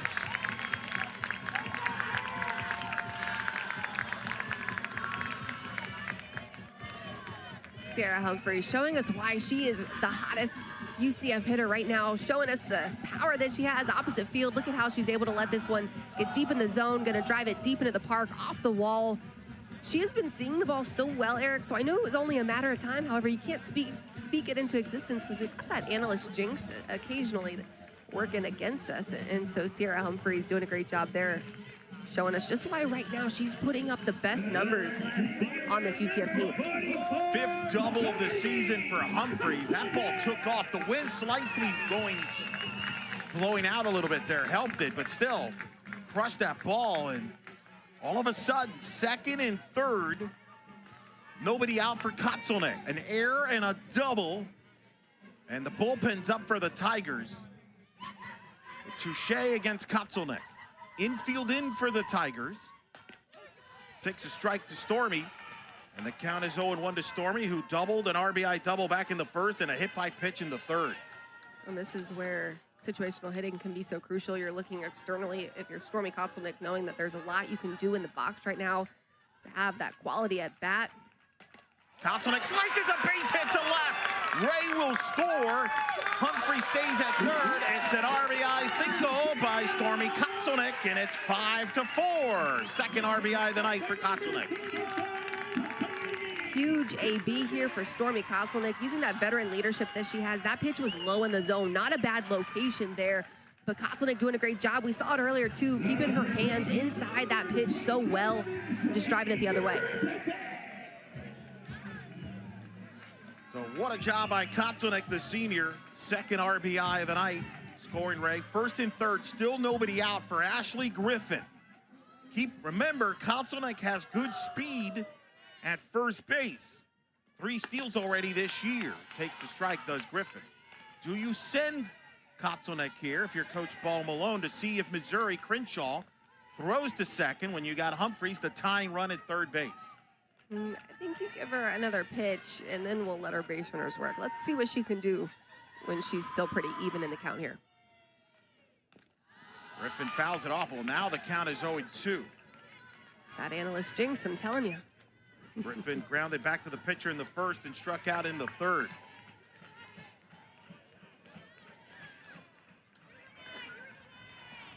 Five runs, 6 hits, 2 errors for Missouri. 4 runs, 5 hits, 1 error for UCF. The 0-2 in the dirt, good block, 1-2 the count. Mentioned the meetings in the past. Of course, UCF beat Missouri in Claremont in the 2015 Dot Richardson Invitational, a 1-0 win. Shelby Turner carried a no-hitter into the 7th inning. Ferris Sullivan with an RBI walk-off. That's high. There goes Kotzelnick. They do throw. Kotzelnick is safe. They go back to third, and Humphreys gets back barely. But it's second and third with nobody out on a 2-2 count to Griffin. 4th steal for Kotzelnick on the year. I think this is a really good call because what Coach Paul Malone is doing here is really just challenging this Missouri defense to make the plays, make the perfect throw, make the tag. Let's see what they can do. And if you find yourself in a bind here and somebody gets thrown out at second base, so what? You still got the tying run at third, but let's see if they can do it, and let's force their hand. 2-2 pitch. Griffin hits it back to Touche. Will hold the runner at third, throw to first in time to get Griffin for the first out here in the 5th inning. Big out for Touche here in the 5th. Now Griffin was pointing her hand high, reached out. See Coach Malone talking to the home plate umpire. I think she's just asking home plate umpire here to see if he can get some help and see if anybody saw anything different. Doesn't look like it. So Easy Mertez now will step in. 2nd and 3rd, 1 out. Mertez bloops one into right. That's going to drop in for a hit. Humphreys is going to score. Kotzelnick coming around to throw. The relay is at home, and she's obstruction is the call. The run's going to count, and the Knights take the lead. 6-5. Obstruction called against Crenshaw, who is livid. Talking to home plate umpire William Lopez. Izzy Mertez going to do a good job just letting this one fall short, right in right field, down the line. You got Dodge coming in. She's a little confused out there, holds the ball for a split second, going to allow Stormy Kotzelnick to come in. But what you're going to see is the catcher in Crenshaw does not yet have the ball before she starts blocking the plate. And that's where the rule changed a little bit this year, Eric, is in the past, in no time could the catcher block home plate in any way, shape, or form. And now you are allowed to block the lane if you have possession of the ball. But what it looks like in that moment is that Crenshaw did not yet have possession. They are going to take it to the review and see if anybody saw anything different. But we've seen it so many times where the call in the field is so important because the video evidence has to be conclusive enough to overturn this call on the field. A bang-bang play, but you had your home plate umpire not hesitate for 1 second there on that obstruction call, which normally you don't see. Normally you have the offensive coach at third base or wherever they're coming from asking for help and if there was obstruction. Let's take another look. And it looked like for a split second there before Crenshaw obtained that possession, she was already making her way back. Now, whether or not they're going to say that she was making her way back to receive the play or receive the ball and make the play is going to be a question, but that's why they're reviewing it and not us. The call on the field was obstruction. Keep that in mind. So this is a huge moment here because it's either going to be a 6-5 lead for the Knights with 1 out, or it's going to be 5-5 with 2 outs. Either way, how about Izzy Mertez here, Alex, the freshman, having a great start, stepping up again with a big hit. I mean, you can't teach clutch. You just got to put it out there and put it on the line, and Mertez doing a good job here. So young in the box, but playing with so much poise. I love to see her confidence and all the training and confidence in that hard work that she's put in so far and just allowing it to kind of display itself here so far early this season. Also, meanwhile, Touche is out of the game. Marissa McCann is coming in to pitch in relief. This is actually pretty smart by Coach Anderson. She calls for the review, but in the meantime makes the pitching change. It's really creative there because it allows McCann to warm up extra while they're reviewing the play. So that's actually very creative. Mertez will be at second. The question is it an RBI double or a 2 RBI double by Mertez? What a game. Boy. Well, they always have some fun ones with these two play here, Alex. Always. Couldn't ask for anything better. Missouri jumped out to a 5-0 lead. UCF has scored 1 in the first, 2 in the third. And the question is, will they score 2 or 3 here in this inning? They're taking a long look at this. It's a very subjective thing there, Alex. We'll see again. What do you think here? Do you think it stays or not? But my hardest time, the thing that I'm having the hardest time here with is whether or not Crenshaw was moving back and retreating back kind of in that lane where Stormy Kotelnick would have ultimately been sliding just as she's receiving. Right. Basically, what the home plate umpire there, William Lopez, saw was they didn't think she gave her a path. Would you have to give the runner a path to home?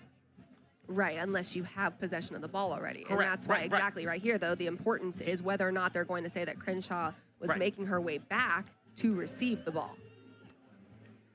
Because the throw could have been leading her backwards. And so that's where discretion, it's so tough. So again, it's either going to be runner at second and 2 outs in a 5-5 game, or runner at second, 1 out, and a 6-5 game. That's the difference. A big swing call here in both.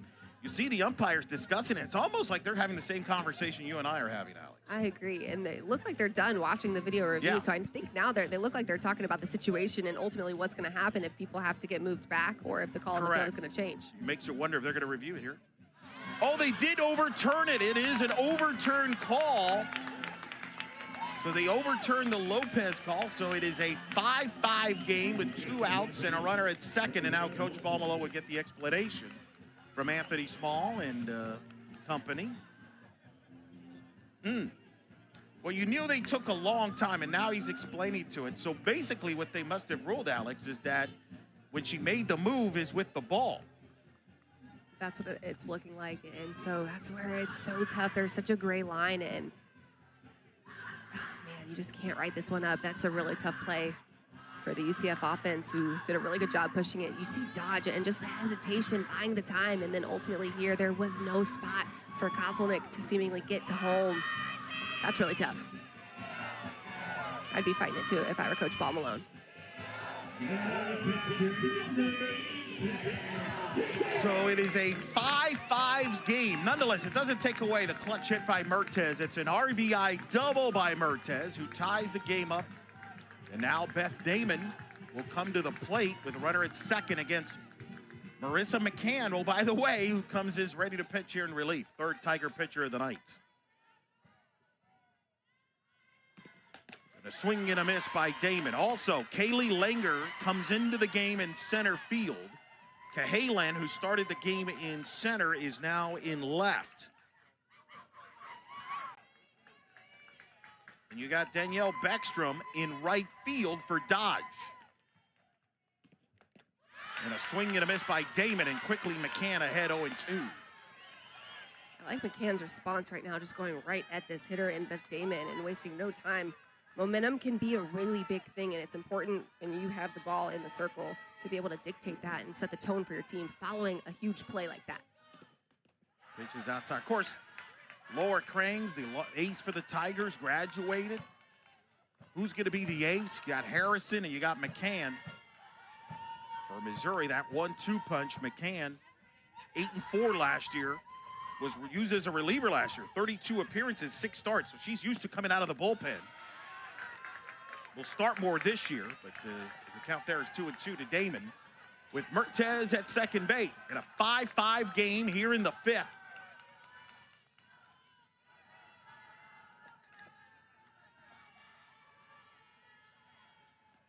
The 2-2 pitch from McCann. Damon hits it to left, but Cahalan, who just moved to left field, makes the catch to end the inning. But the Knights tie it up with 2 runs in the inning. at the end of 5. It's all tied at 5 here on a Tuesday night in Orlando. She looks like she might be mixed with something, or maybe still just a puppy. But look at her just posted up on the couch, looking like she's running the household. And they do. They typically do, Eric. Do they? All right. Yeah. Take your word for it. Isabella Vega here starting the 6th inning. Delivers a swing and a miss there. 0-1 the count. As facing Blackston, who just came in defensively in the last half inning. She will lead it off here against Vega in a 5-5 game. That missed high for a ball. Of course, that last half inning, Mike Burwell explaining to Coach Paul Malone on the overturn there, the obstruction. And clearly, I think the decision there was they decided that Crenshaw had the ball when she made the move on the tag to Kotzelnick, and that Kotzelnick did have a path. Whatever the exact verbiage was, it's the fact that Crenshaw had the authority to dictate whether or not there was a lane, whether she was receiving the ball, already had the ball, whatever it was the fact that she had full right to be able to do that. Woo! Vega blows it past Beck Bleckstrom. 7th strikeout of the night for Vega. 1 gone here in the 6th. Good job. Isabella Vega continues to utilize the up part in the zone and just getting the hitter and kind of that smirk at the end, like immediately you just kind of know. Look at those stats there for Vega. 7 strikeouts in 2 2/3 innings in relief. Has kept them in this game. Now you got Claire Cahalan, the number 9 hitter. Takes ball 1. 1-0 the counts. Woo. Coach Paul Malone called her in the kind of an annoyer. I would say she's more than an annoyer right now to hitters. The 1-0. A swing and a miss. She's just right now locked in and blowing it past the hitters. 1-1 count.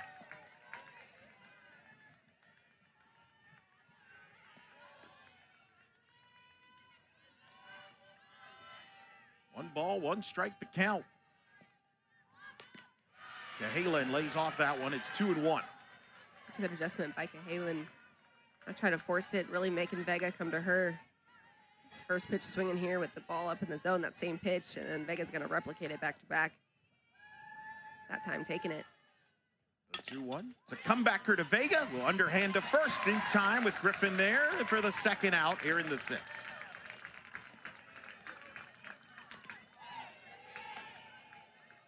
2 up, 2 down. We go to the top of the order. Julia Crenshaw will step in. Crenshaw has a couple of hits tonight. Singled and doubled so far here tonight.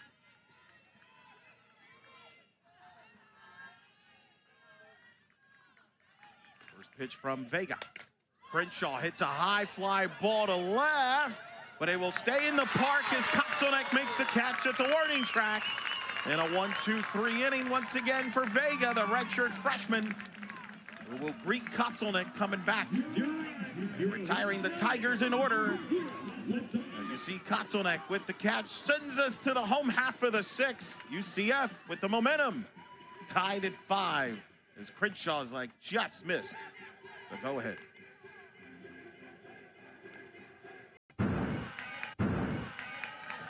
Welcome back. Low ball 1 to Coco Jaimez here against Marissa McCann. In the bottom of the 6th. As Jaimez to lead it off here for the Knights, followed by Aubrey Evans and Madison Simon. 7-8-9 against McCann. And McCann takes outside for a ball. Jaimez grounded out to second in the 2nd inning and in the 4th inning as well. 5 runs, 6 hits, 2 errors for Missouri. 5 runs, 6 hits, 1 error for UCF. Missouri's left 5 on base. UCF has left 4 on base. On this Florida cool Tuesday evening. The 2-0's in there for a strike. What's your thoughts here through the first 5.5? Well, super even matchup so far, Eric. I mean, just the couple of free passes, the errors, the hit by pitches, the walks are really proven to be really what got both teams to this point. Obviously, the hitting is pretty consistent on both sides right now, so just taking advantage of. Gets a base hit to left center. Coco's doesn't want to have you finish your thoughts there. She gets a base hit to start the night 6th. Coco Jaime is just taking advantage here of just opportunities, and I'd love to see her putting the ball in play, driving it right back up the middle, utilizing the hard infield. We mentioned it a couple innings ago. We know that ball bounces pretty hard here. So now Aubrey Evans to the plate with Jaimez at first base. Well, that'll be big for Coco to get her going. Off to a slow start for the freshman. Now Aubrey, the junior from Apopka, Florida, squaring the bunt, gets the bunt down. They're going to go to second, and it's out. A nice job by Madison Walker. The third baseman read that quickly. Throw to second, and they get the lead runner out. And look how hard and aggressive Walker's crashing in on that immediately as soon as Evans squares. I mean, it was a no-brainer in Walker's mind, and the bunt placement was perfect to Walker. Aubrey Evans looking to get that a little more to the right side and probably doesn't have that same result. Tough play. So now Madison Simon will come to the plate with Aubrey at first. So the sack did not work there. Good job by Walker reading, telegraphing that one. Sometimes as a bunter, you maybe telegraph a little bit. And now Simon takes for a ball. 1-0 the count. That was a huge defensive play as well, because if Evans gets that bunt down, you've got a runner on second base with a couple of really good hitters coming up. Obviously, Simon looking to turn it over here to the top of your order to a really hot Samantha Ray. The 1-0. Low and in, 2-0. No, you're right. That's a great play by Walker. Really read that quickly. Absolutely aggressive, and that's what we call selling out, and you're just really risking everything for that one play to get that lead out, because you know that that could really indicate the rest of the game and the results to follow it, and so that could be a big game saver there. 2-0. Simon now showed bunt, pulled it back, and it's 3-0 to Madison Simon. There's Walker playing the third base this year. Played first last year. Goes all about the corners. Hit a big play there. 3-0. Simon taking all the way for a strike, and it's 3-1.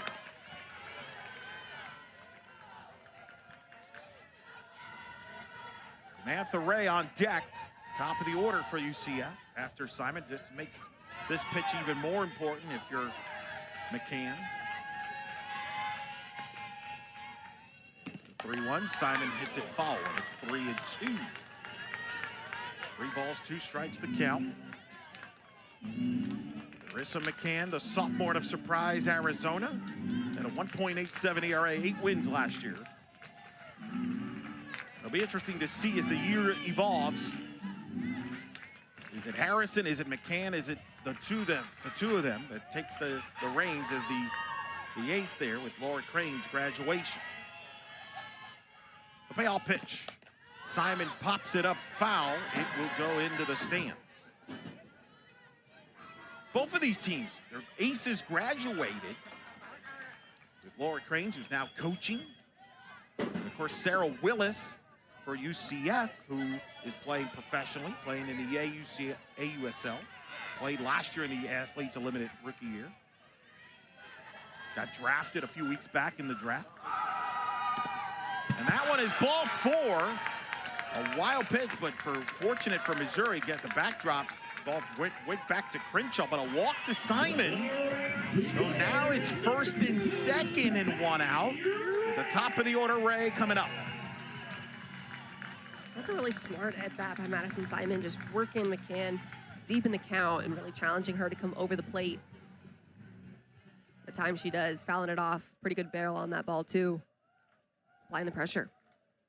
Here comes Coach Anderson, who, you know, one of the things she wanted to see from her team this week to improve on from last week's get off to a fast start, which they did. Scored 5 runs in the first, highlighted by the 3-run homer by Cara Daly. But the Knights have come back here, scoring 1 in the first, 2 in the third, 2 in the fifth.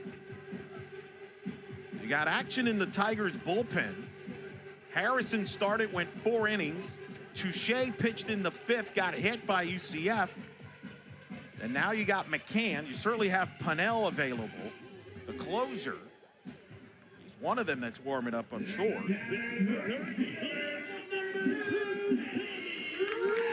So now Ray, who walked in the first and singled in the third, reached on an error in the fifth inning. How big was that error by Missouri? Helped them to get the Knights get those 2 runs in the fifth. Both defenses opening the doors for these offenses tonight.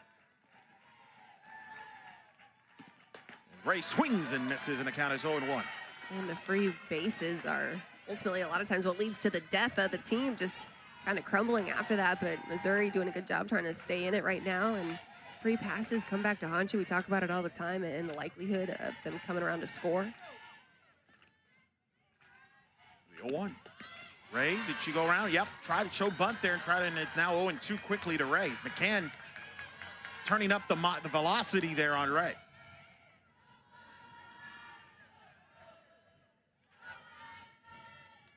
So Samantha Ray down 0-2 here with 2 on, 1 out for the sophomore. Fouls it off now as Samantha get more of a defensive mode down 2 strikes.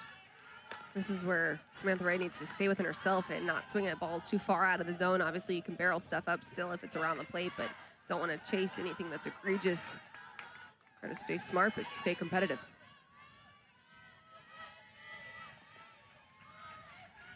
Go 2. Strike 3 looking frozen as Marissa McCann with a big strikeout of Ray for out number 2 here in the 6th.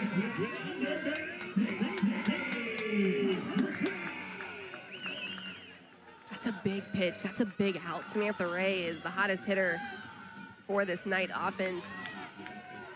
But this right here is arguably, I think, the best hitter in this UCF team, just with power, with intelligence, with competitiveness. Her numbers that she's putting up consistency-wise are also really good. Speak of Sierra Humphreys, who swings at the first pitch, fouls it off. Humphreys flew out in the first, fielder's choice in the third, and then doubled back in the 5th. And look at this pitch right here. That location is beautiful.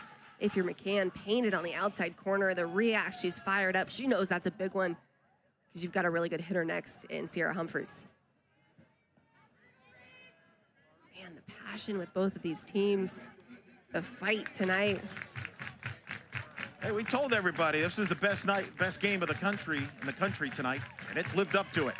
Didn't start that way. Missouri led 5-0 after the first half inning, but the Knights have chipped away. 1 in the first, 2 in the third, 2 in the 5th. And have 2 on, 2 out here in the 6th with Humphreys at the plate against McCann.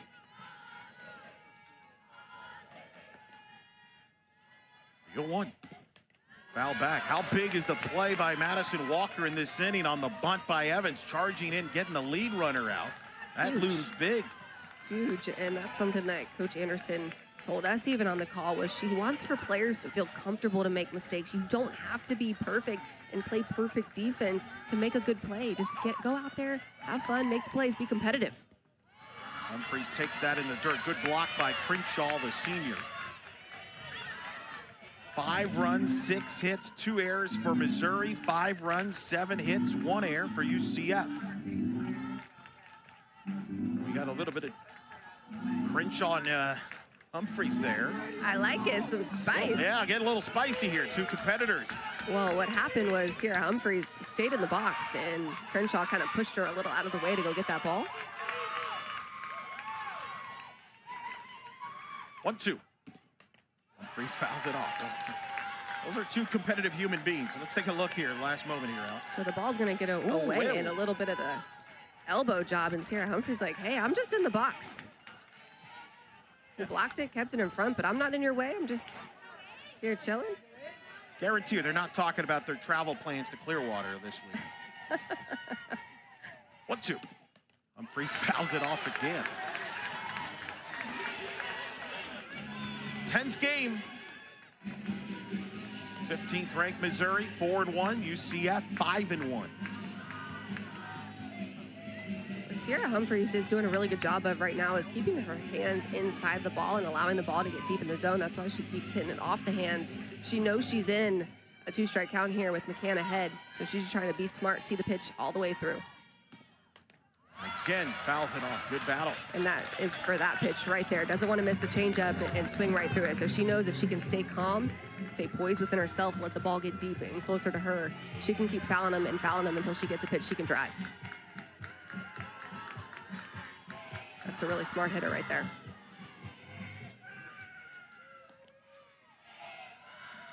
One, two. And the battle continues. Woo-hoo.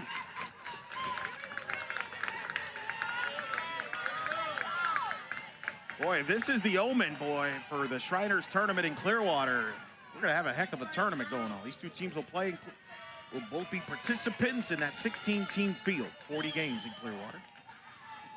1-2. Going in, 2-2. It's a good take there by Humphries, and it's 2-2.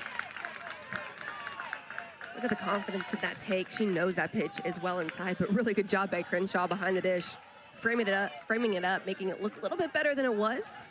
Good location, though, when you're ahead in the count.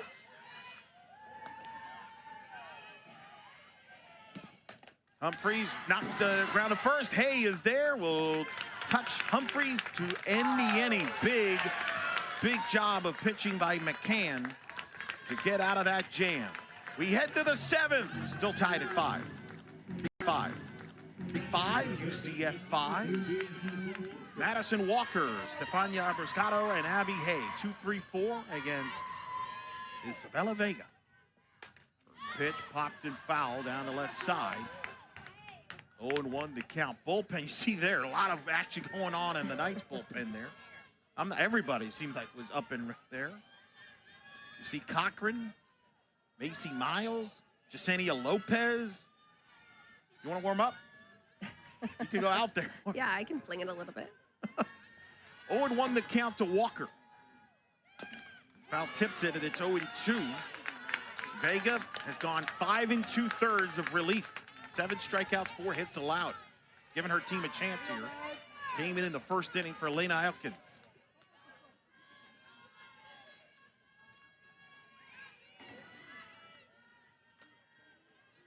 The 0-2 pitch from Vega.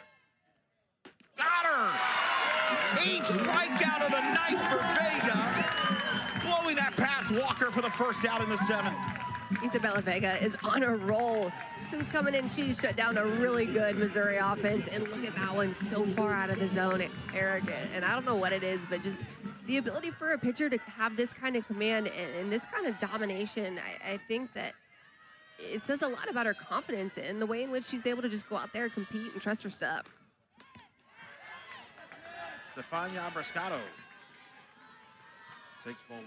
Did we just come up with an APism there? I don't know. Maybe. Did I make up a word? I'm not really sure yet. You know. 1-0 the count. Vega delivers high, 2-0.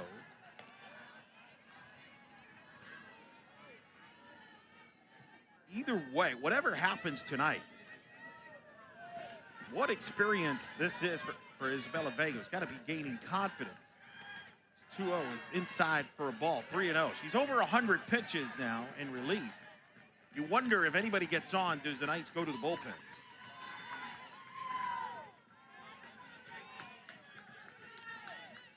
You're approaching the second and third time through the order now that this Missouri offense has seen her, so possibly.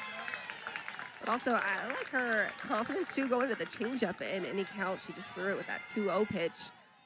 Ultimately, it was a ball, but still, the ability to throw a changeup when you're behind in the count, ahead in the count, I mean, it really expands your possibilities.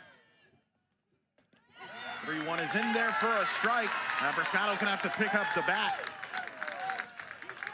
She thought it was ball 4. Maybe she was trying to sell it. Well, that pitch, a beautiful location there. You see how Bruscato's tight on the plate, too, so that pitch is going to feel a lot closer just because she's standing on the chalk.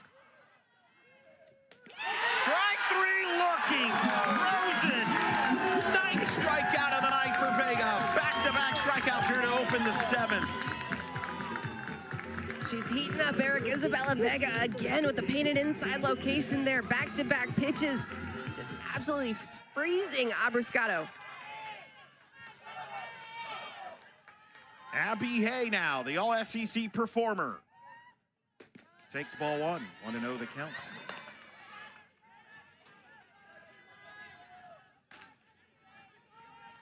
You see Hay, what she's done tonight. Hit 5 home runs a year ago. Takes ball 2. 2-0 the count.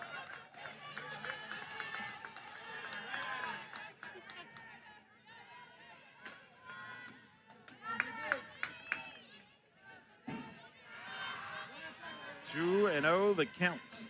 That is missed. 3-0. Taylor Ebbs scheduled a hit. The inning were to continue.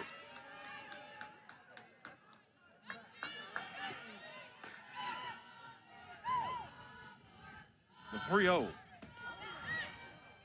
Ooh, called ball 4. A 4-pitch walk to Hay with 2 outs. First walk given up tonight by Vega.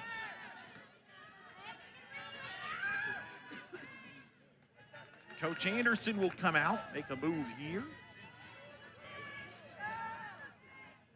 It looks like, Kaylee Langer, who came in defensively a couple innings ago, scheduled a hit here. 1 on, 2 out.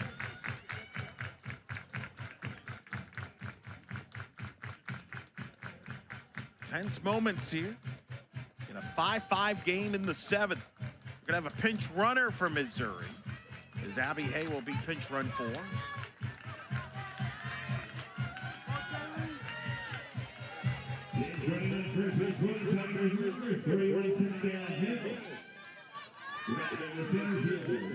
Hill is the pinch runner, Sonia Hill, number 31. So she will pinch run with Langer at the plate against Vega.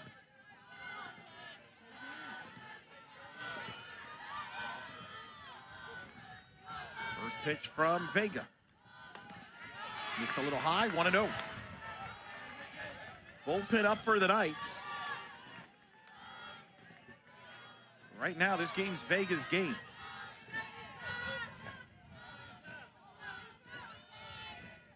The 1-0. Missed 2-0. So 2 balls, no strikes. Depending on how these next couple of pitches go, I think is ultimately what will determine whether or not we see another arm from the bullpen coming out. Trying to let Vega finish this one out as much as you can, but don't want it to get too far. Got to keep it a short leash. She has been lights out tonight. 6 1/3, 9 strikeouts in relief. But down in the count here, 2-0. She really has been phenomenal, and just so much maturity in the circle, so much command. I love how she's expanded the zone as well, getting a very aggressive Missouri team swinging big in the box, and she's taking full advantage. The 2-0. Line caught by Humphreys. Inning over. And Vega gets through the 7th. Part of the order for the Knights, Stormy Kotzelnick to come back when we return from Orlando. There you look at the Knights' upcoming schedule. Tomorrow night, Liberty, and then Clearwater. They'll take on A&M, Auburn. Clemson, Ohio State is Kotzelnick. Base hit to right center gap. That's going to go all the way to the fence. Kotzelnick with her 3rd hit of the night. Leads off the Knights' 7th with a double.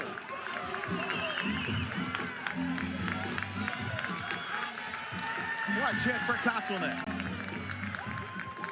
Really big swing for Stormy Kotzelnick. Takes this one up in the zone, but right over the middle, drives it deep to the right center gap. I don't know, Eric, there was some kind of hold up there. The ball got stuck. Coach Ball Malone was holding her hands up to stop Kotzelnick, but then I'm not sure that your right fielder, Blackston, got the call as to whether or not the play had to stop. So a little confusion there, and Coach Ball Malone said, hey, you got to still run with your head up, because you just never know. Great call there, but nonetheless, her 3rd hit with a runner at 2nd and nobody out. Coach Anderson going to the bullpen here, maybe, with McCann in relief. Do they call Pennell's number or someone else? We're gonna have a defensive change. That's the first step for Missouri. This will be the 2nd change in the outfield, it appears. Lots going on here. But how about Stormy Kotzelnick? 3 hits tonight. Stands at 2nd, and now with Ashley Griffin at the plate, an interesting dilemma if you're the Knights. Do you let Griffin swing away, Or we'll tell you more. We'll discuss this more. Lots going on here, folks, in Orlando. All tied at 5 here at the bottom of the 7th. New pitcher for the Tigers, Taylor Pennell, the nation's leader in saves last year with 15, comes in a tied ball game here in the bottom of the 7th with the Knights with the runner at second and Kotsonek, who doubled.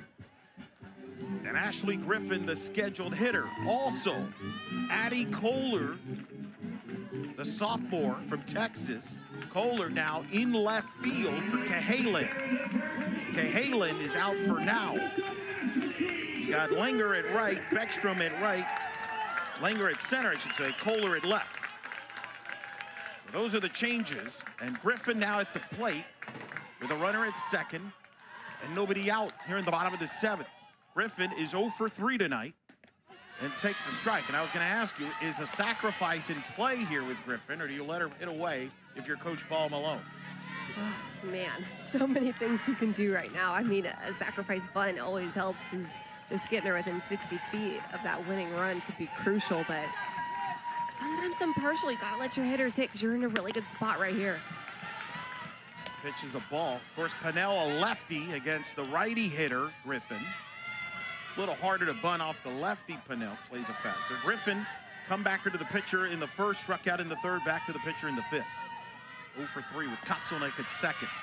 The 1-1. Now she squared a bunt, but it bounces foul to the right side, and it's 1-2.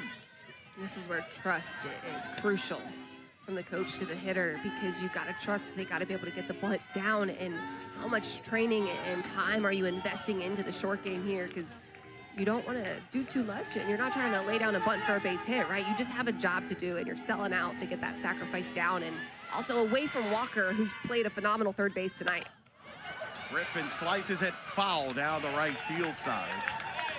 Yeah, Madison Walker made a great play on a bunt by Aubrey Evans to get the force out at second in the 6th inning. So that may have played a role too. There's such sound play by Walker. Right now it's Griffin, 1-2 here in the bottom of the 7th against the lefty Pennell. And that has missed 2-2. Pennell, 21 career saves. Of course, that 15 saves ties the NCAA record last year, held by Florida Gulf coach Taylor Bauman, who had 15 in 2018, and then Canisius Mallory Aldred in 2008, who had 15 saves. I'm sure Justin McLeod of D1 Softball knew that, though. Big Canisius historian. That's foul back. 2-2. He's in Clearwater watching this game, getting ready to cover these teams, the tournament up there. What a good one. Woo-hoo. How's your blood pressure, everybody? Ooh, elevated? Elevated is a good word. 2 balls, 2 strikes to Griffin. And again fouled it off. And a good battle here. Griffin fouling pitches off here against Pennell. Pennell is somebody that coach described as living for these moments and these kind of opportunities. She does better when the game's on the line, does better when the pressure is on. So much so, she tries to replicate this exact feeling every time she comes into the game. Fouls it off again. Yeah, Coach Anderson, like, she lives for these moments with the game on the line. And that's probably no surprise that she called her number here with the game on the line. Relievers, that's the mindset. You gotta live with that rush. And she enjoys it. That's why she's been a dominant closer, the best closer in college softball. And she gets Griffin there for the strikeout. Big first out here in the bottom of the 7th. That pitch right there, just up in the zone. Huge, huge rotation, huge pitch, huge location. And look at Crenshaw behind the dish. She's right in her pitcher's hip pocket. Now Izzy Mertez, who flew out in the first, had a 2 RBI double in the 3rd. And then the RBI double in the 5th. Will hit here with a runner at second and 1 out. Swings away and fouls it back. 0-1 to count to Mertez, who had 4 RBIs tonight. Could have been more. Remember, Kotsonek was an obstruction call on the play at home plate. They reviewed it. They overturned the call. Looked like a good call, good overturn. Nonetheless, how big is that moment? And here we are with Kotsonek at second. And Mertez at the plate with an 0-1 against Pennell. It's outside for a ball. 1-1 the count. That play and the couple of hiccups earlier for both teams, the errors, the free passes, hit by pitches, the walks. That's ultimately what's come around to get both teams into this exact spot right here. Line to center, but right to the center fielder, Langer, who was playing her perfectly. And Mertez is lines out for a loud second out. This is an at-bat that Izzy Mertez, you can't be mad at. You square that ball up. It just happens to be perfectly positioned. There is Langer. Right now, again, you got to stick to the process, got to commit to this, and just having good at-bats, squaring balls up, barreling them up is key. How about Langer? They were playing a little bit in, shallow in there. I wondered about that, and then, of course, it goes right there. But you have to have your outfield playing in right now, because you know what you can't do, Eric, is you can't get beat in front with a single blooper base hit. You got to sell out, because, again, make them earn it, make them drive a ball over your head, and not much you can do. Tip your cap to that, but you cannot get beat in front right now. So now it's up to Beth Damon, who grounded out to third in the second, flew out in the third, flew out in the fifth. 0 for 3 tonight again. Now facing Pennell, the lefty, with Katzelnik at second. And a strike. So Katzelnik standing at second. You had Griffin striking out, and then Mertez lining out to center against Pennell, who's ahead 0-1 here on Damon. And quickly ahead 0-2 for Pennell. That's a great pitch, painting that outside corner there. Trying not to come over the white and doing a good job. Taking advantage of a young hitter in the box here. Pennell's overly aggressive, locating these pitches. Got her.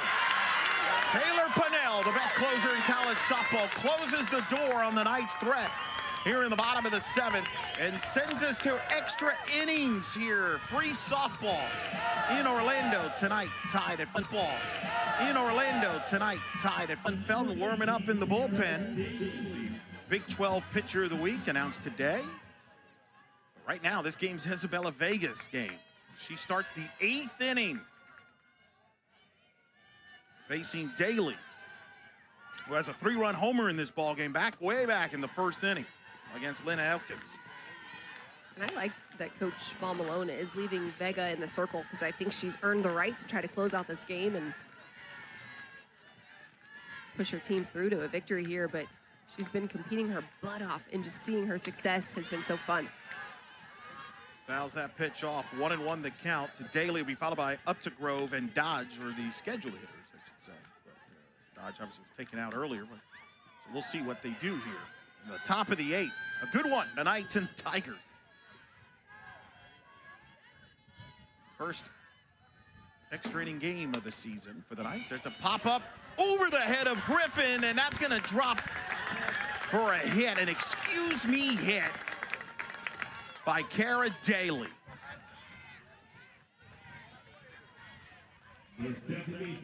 Cara Daly doing a good job, just getting the job done there. Doesn't matter what it looks like, as long as we find the holes, and might have gotten that one right there off the end, but hey, we'll take it. Anything there Griffin could have done there to prevent that in the first, or is that just a bad luck there? That's just a tough one.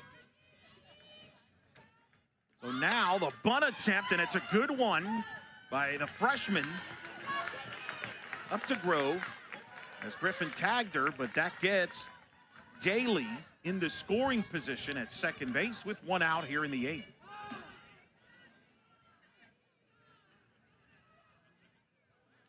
And they're going to have a pinch runner here, so the wheels are in motion.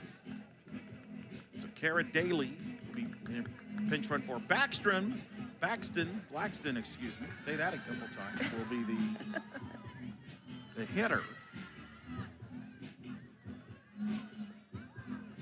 And we'll see now with 1 out.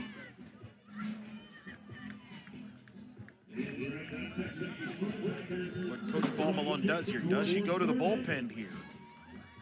Lopez and Felton have been warming up. Vega has gone now 7 innings, basically gone a complete game. 7 innings, 9 strikeouts and a walk, 5 hits allowed in relief. Now, Kylie Strott is the catcher that's coming in for Beth Damon. So Kylie is now catching for Damon, so it's a catcher change with Vega staying in for now.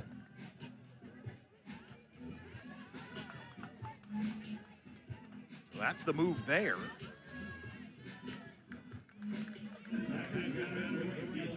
Danielle Blackston, the hitter. There you see the line on Vega, who has been magnificent. But in a jam here with one out, takes the first and a first pitch ball, 1-0 the count to Blackston.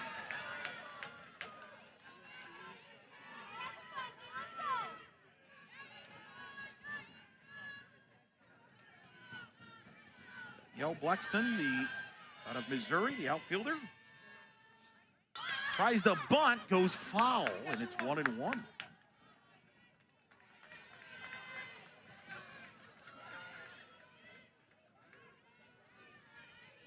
Kohler is on deck, the 9-hitter from Missouri. She came in as a defensive replacement.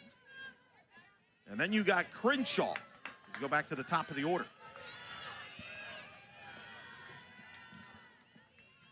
1-1. It's a strike, and Vega had 1-2. I swear it's really important, too, to just know where you are in the order and know that this 7, 8, 9 hitter, you just got to go right at attack. Again, make them beat you.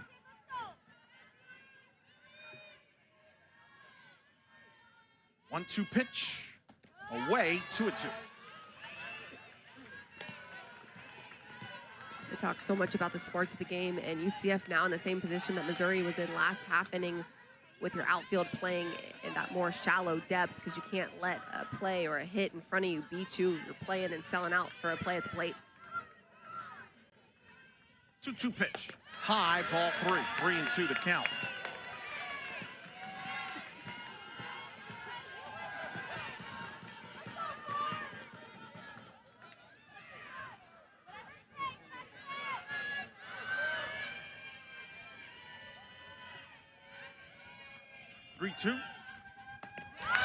And it's called a ball 4. A little outside, they call it. It's a walk. It's 2 on, 1 out.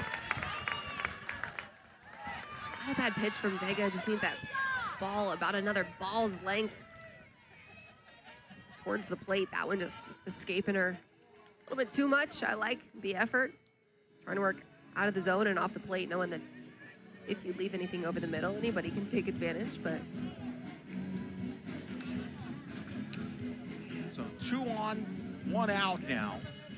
A bloop single on the right side over the head of Griffin. Sack bunt, and now a walk. Now Cahalan, who was taken out of the game earlier, re-enters to pinch hit here in the 9th spot with 2 on, 1 out. More of a slap hitter. Has a couple of triples this year. The left-handed hitter hit against Vega. Shows bunt, takes ball 1. 1-0 the count. Vega's still in. I think everybody in the Knights bullpen's ready if called upon at this point.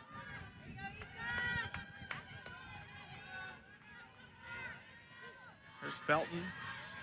There's Shannon Sale right there with assistant coach.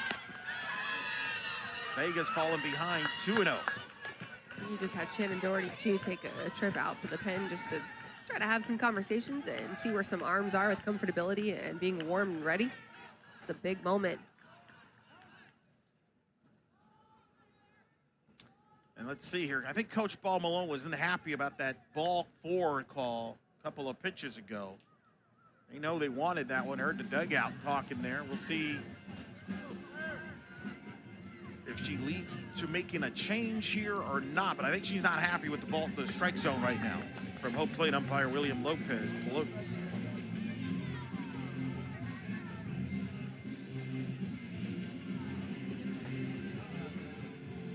Off the plate. I mean, it's a good pitch, but I feel like, you know, it could go either way. Now, what's interesting, after that conversation, the umpires have gotten together. Wonder if they're calling something, maybe somebody left early, or not sure what the conversation's about. Whatever it is, now Coach Ball Malone's going to have an explanation just to verify, confirm. I love it. There's so many eyeballs in the dugout, and you got people just everywhere doing different jobs, different stuff, trying to make sure everything's happening.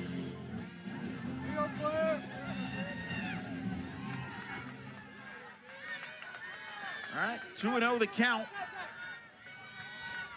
to Cahalan. Takes ball 3. Do you think this is Vega's last hitter? Top of the order coming up. I do. In fact, may even get to the next hitter. Yeah, it's going to make the change here. But boy, oh boy, Vega was incredible tonight. 7 innings, 9 strikeouts, 2 walks. Coach Ball Malone's going to call her senior pitcher, Caitlin Felton. We'll tell you more about Felton when we return here in Orlando. New pitcher for the Knights in senior Caitlin Felton, the winner of the Big 12 Pitcher of the Week earlier today. And Felton is coming in a crucial time here late in this ball game, trying to keep Missouri offense at 0 runs, or at least no more runs. But Felton was a star last weekend, and just high-pressure situation. She was fired up. She was just spinning the ball well, painting corners. Didn't do anything overpowering. It was the mix of speeds. Her off-speed has been a huge focus for her this fall, and she loves to compete. And delivers a strike on a 3-0 pitch coming in relief against Cahalan. You got Thurman, the pinch runner from Missouri, at second, and Blackston at first. Jordan Thurman at second. Here's a bunt. Humphreys will flip it to first to Jaimes. I've never seen that before. An easy flip for Humphreys, who charged in. That's a good bunt by Cahalan, as it does get the 2 runners in scoring position with 2 outs. I don't think I've ever seen a third baseman flip like that either. Maybe Jesse Warren a time or two, but I can't remember off the top of my head. Really heads up defense by Sierra Humphreys. I love her intelligence. Her softball IQ is so good, far beyond her years. She's really a smart, talented player. Now Crenshaw. With second and third, 2 outs, takes a strike. 0-1 the count. Crenshaw singled back in the first, popped up to short in the first. She batted twice as the Tigers got 5 runs in the inning. Doubled in the fourth, flew out in the sixth. The senior Crenshaw against the senior Felton. The 0-1 up high. We welcome those of you that may have been watching the college basketball game. Iowa State defeating UCF. This game started an hour before that basketball game, and we're still on. We beat them, I guess. Missouri jumped out to a 5-0 lead in the top of the scoring 5 in the top of the first. As Crenshaw pops it up, playable. Samantha Ray, who's now at center, Simon, still at center, makes the catch and ends the night's threat as Caitlin Felton gets out of the jam. We'll tell you more what you've missed if you're watching basketball when we return here at the home half of the 8th in Orlando.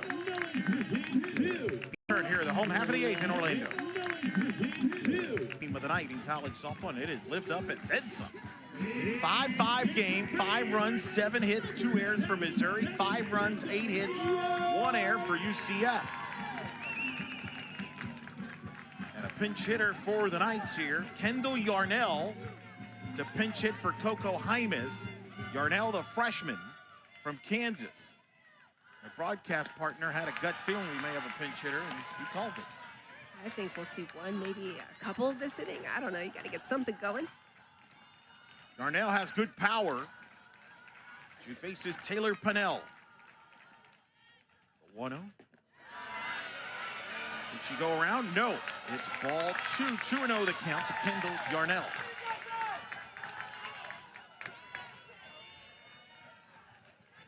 Coach Ball Malone's probably one of the most intense coaches that I've ever seen on the field. Whew. Pennell at pulling the strings there. It's 2-1. And what we have the benefit of up here in the booth is the fact that she gets super into these at-bats and just in her hitter's hip pocket, and she's just yelling and cheering and just fully bought it. That is Miss Lowe, ball 3. 3-1 the count. Knights were down 5-0. And she tells Yarnell to calm down. 5-0. Knights scored 1 in the first, 2 in the third, 2 in the fifth. 4 RBIs for Mertez tonight. Swing and a miss as Yarnell foul tip. 3-2, but keep in mind, Alex, that's a young UCF team. First extra inning game for a lot of these youngsters like Yarnell, the freshman. Gotta do it sometime. No better time than now, early in the season. Good game here. That's up high, bar 4. What a walk. And that back by Yarnell. Kansas, a diehard Chiefs fan, draws a walk here in the 8th. Kendall Yarnell, I think it took a second to hit her, and then she was just fired up. Love to see that kind of passion and excitement out there. That was a good AB. Coco Jaimez will re-enter and run as Yarnell pinch hit for Jaimez.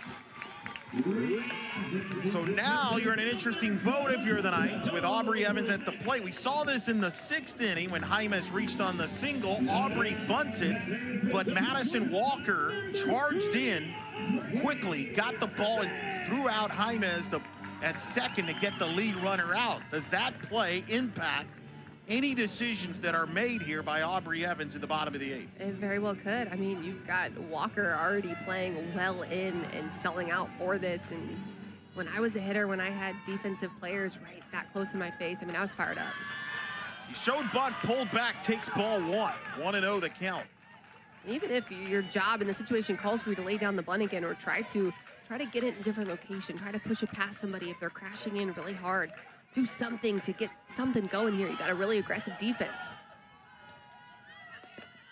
Showed bunt, pull back to there. It takes ball 2. 2-0 the count.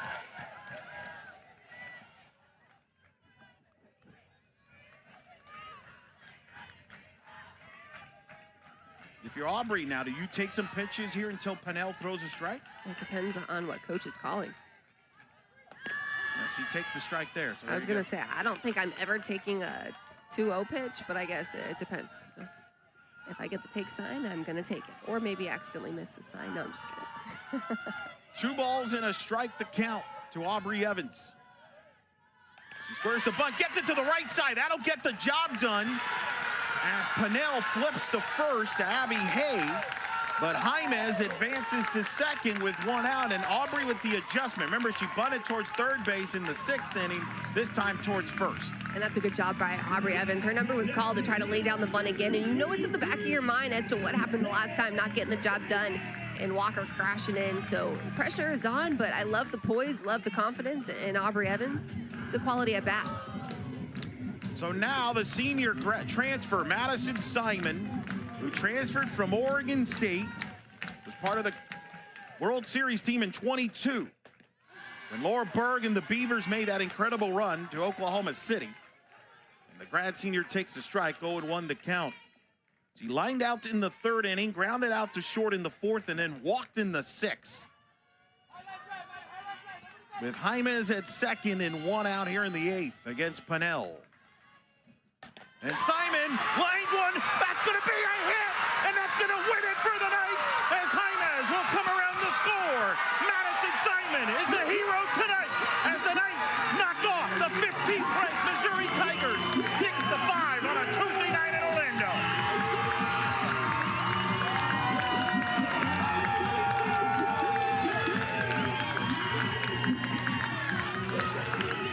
Madison Simon taking a pitch right down the middle and just driving it deep into the gap. You've got your outfield crashing in because they're selling out for a ball in front. And Madison Simon doing everything in her power to earn that ribby. That is a great at-bat. I love the aggression. I love the confidence. Coach Ball Malone and staff getting it done. It is the first time UCF has come back from a 5-run deficit to beat a ranked team in program history. It is the first time they have come from behind on a 5-run deficit in a regular season game since 2018 when they did it against Long Island. And what a win for this young Knights team who improves to 6-1 on the year while Missouri drops to 4-2. Isabella Vega, Kaylin Felton gets the win. Pinnell gets the loss.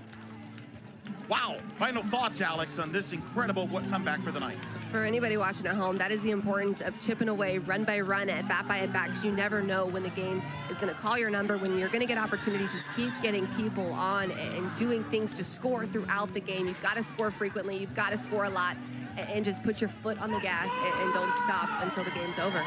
Knights 6 runs, 9 hits, 1 error. Missouri 5 runs, 7 hits, 2 errors. Improve to 6-1. What a win for this young Knights team, Coach Paul Malone and company, over to the 15th ranked Missouri Tigers. We'll talk to you on Wednesday. UCF will take on Liberty. For Alex Powers and all the great crew behind the scenes, Eric Lopez saying good night from Orlando on a memorable night. UCF comes from 5 back to win it 6-5.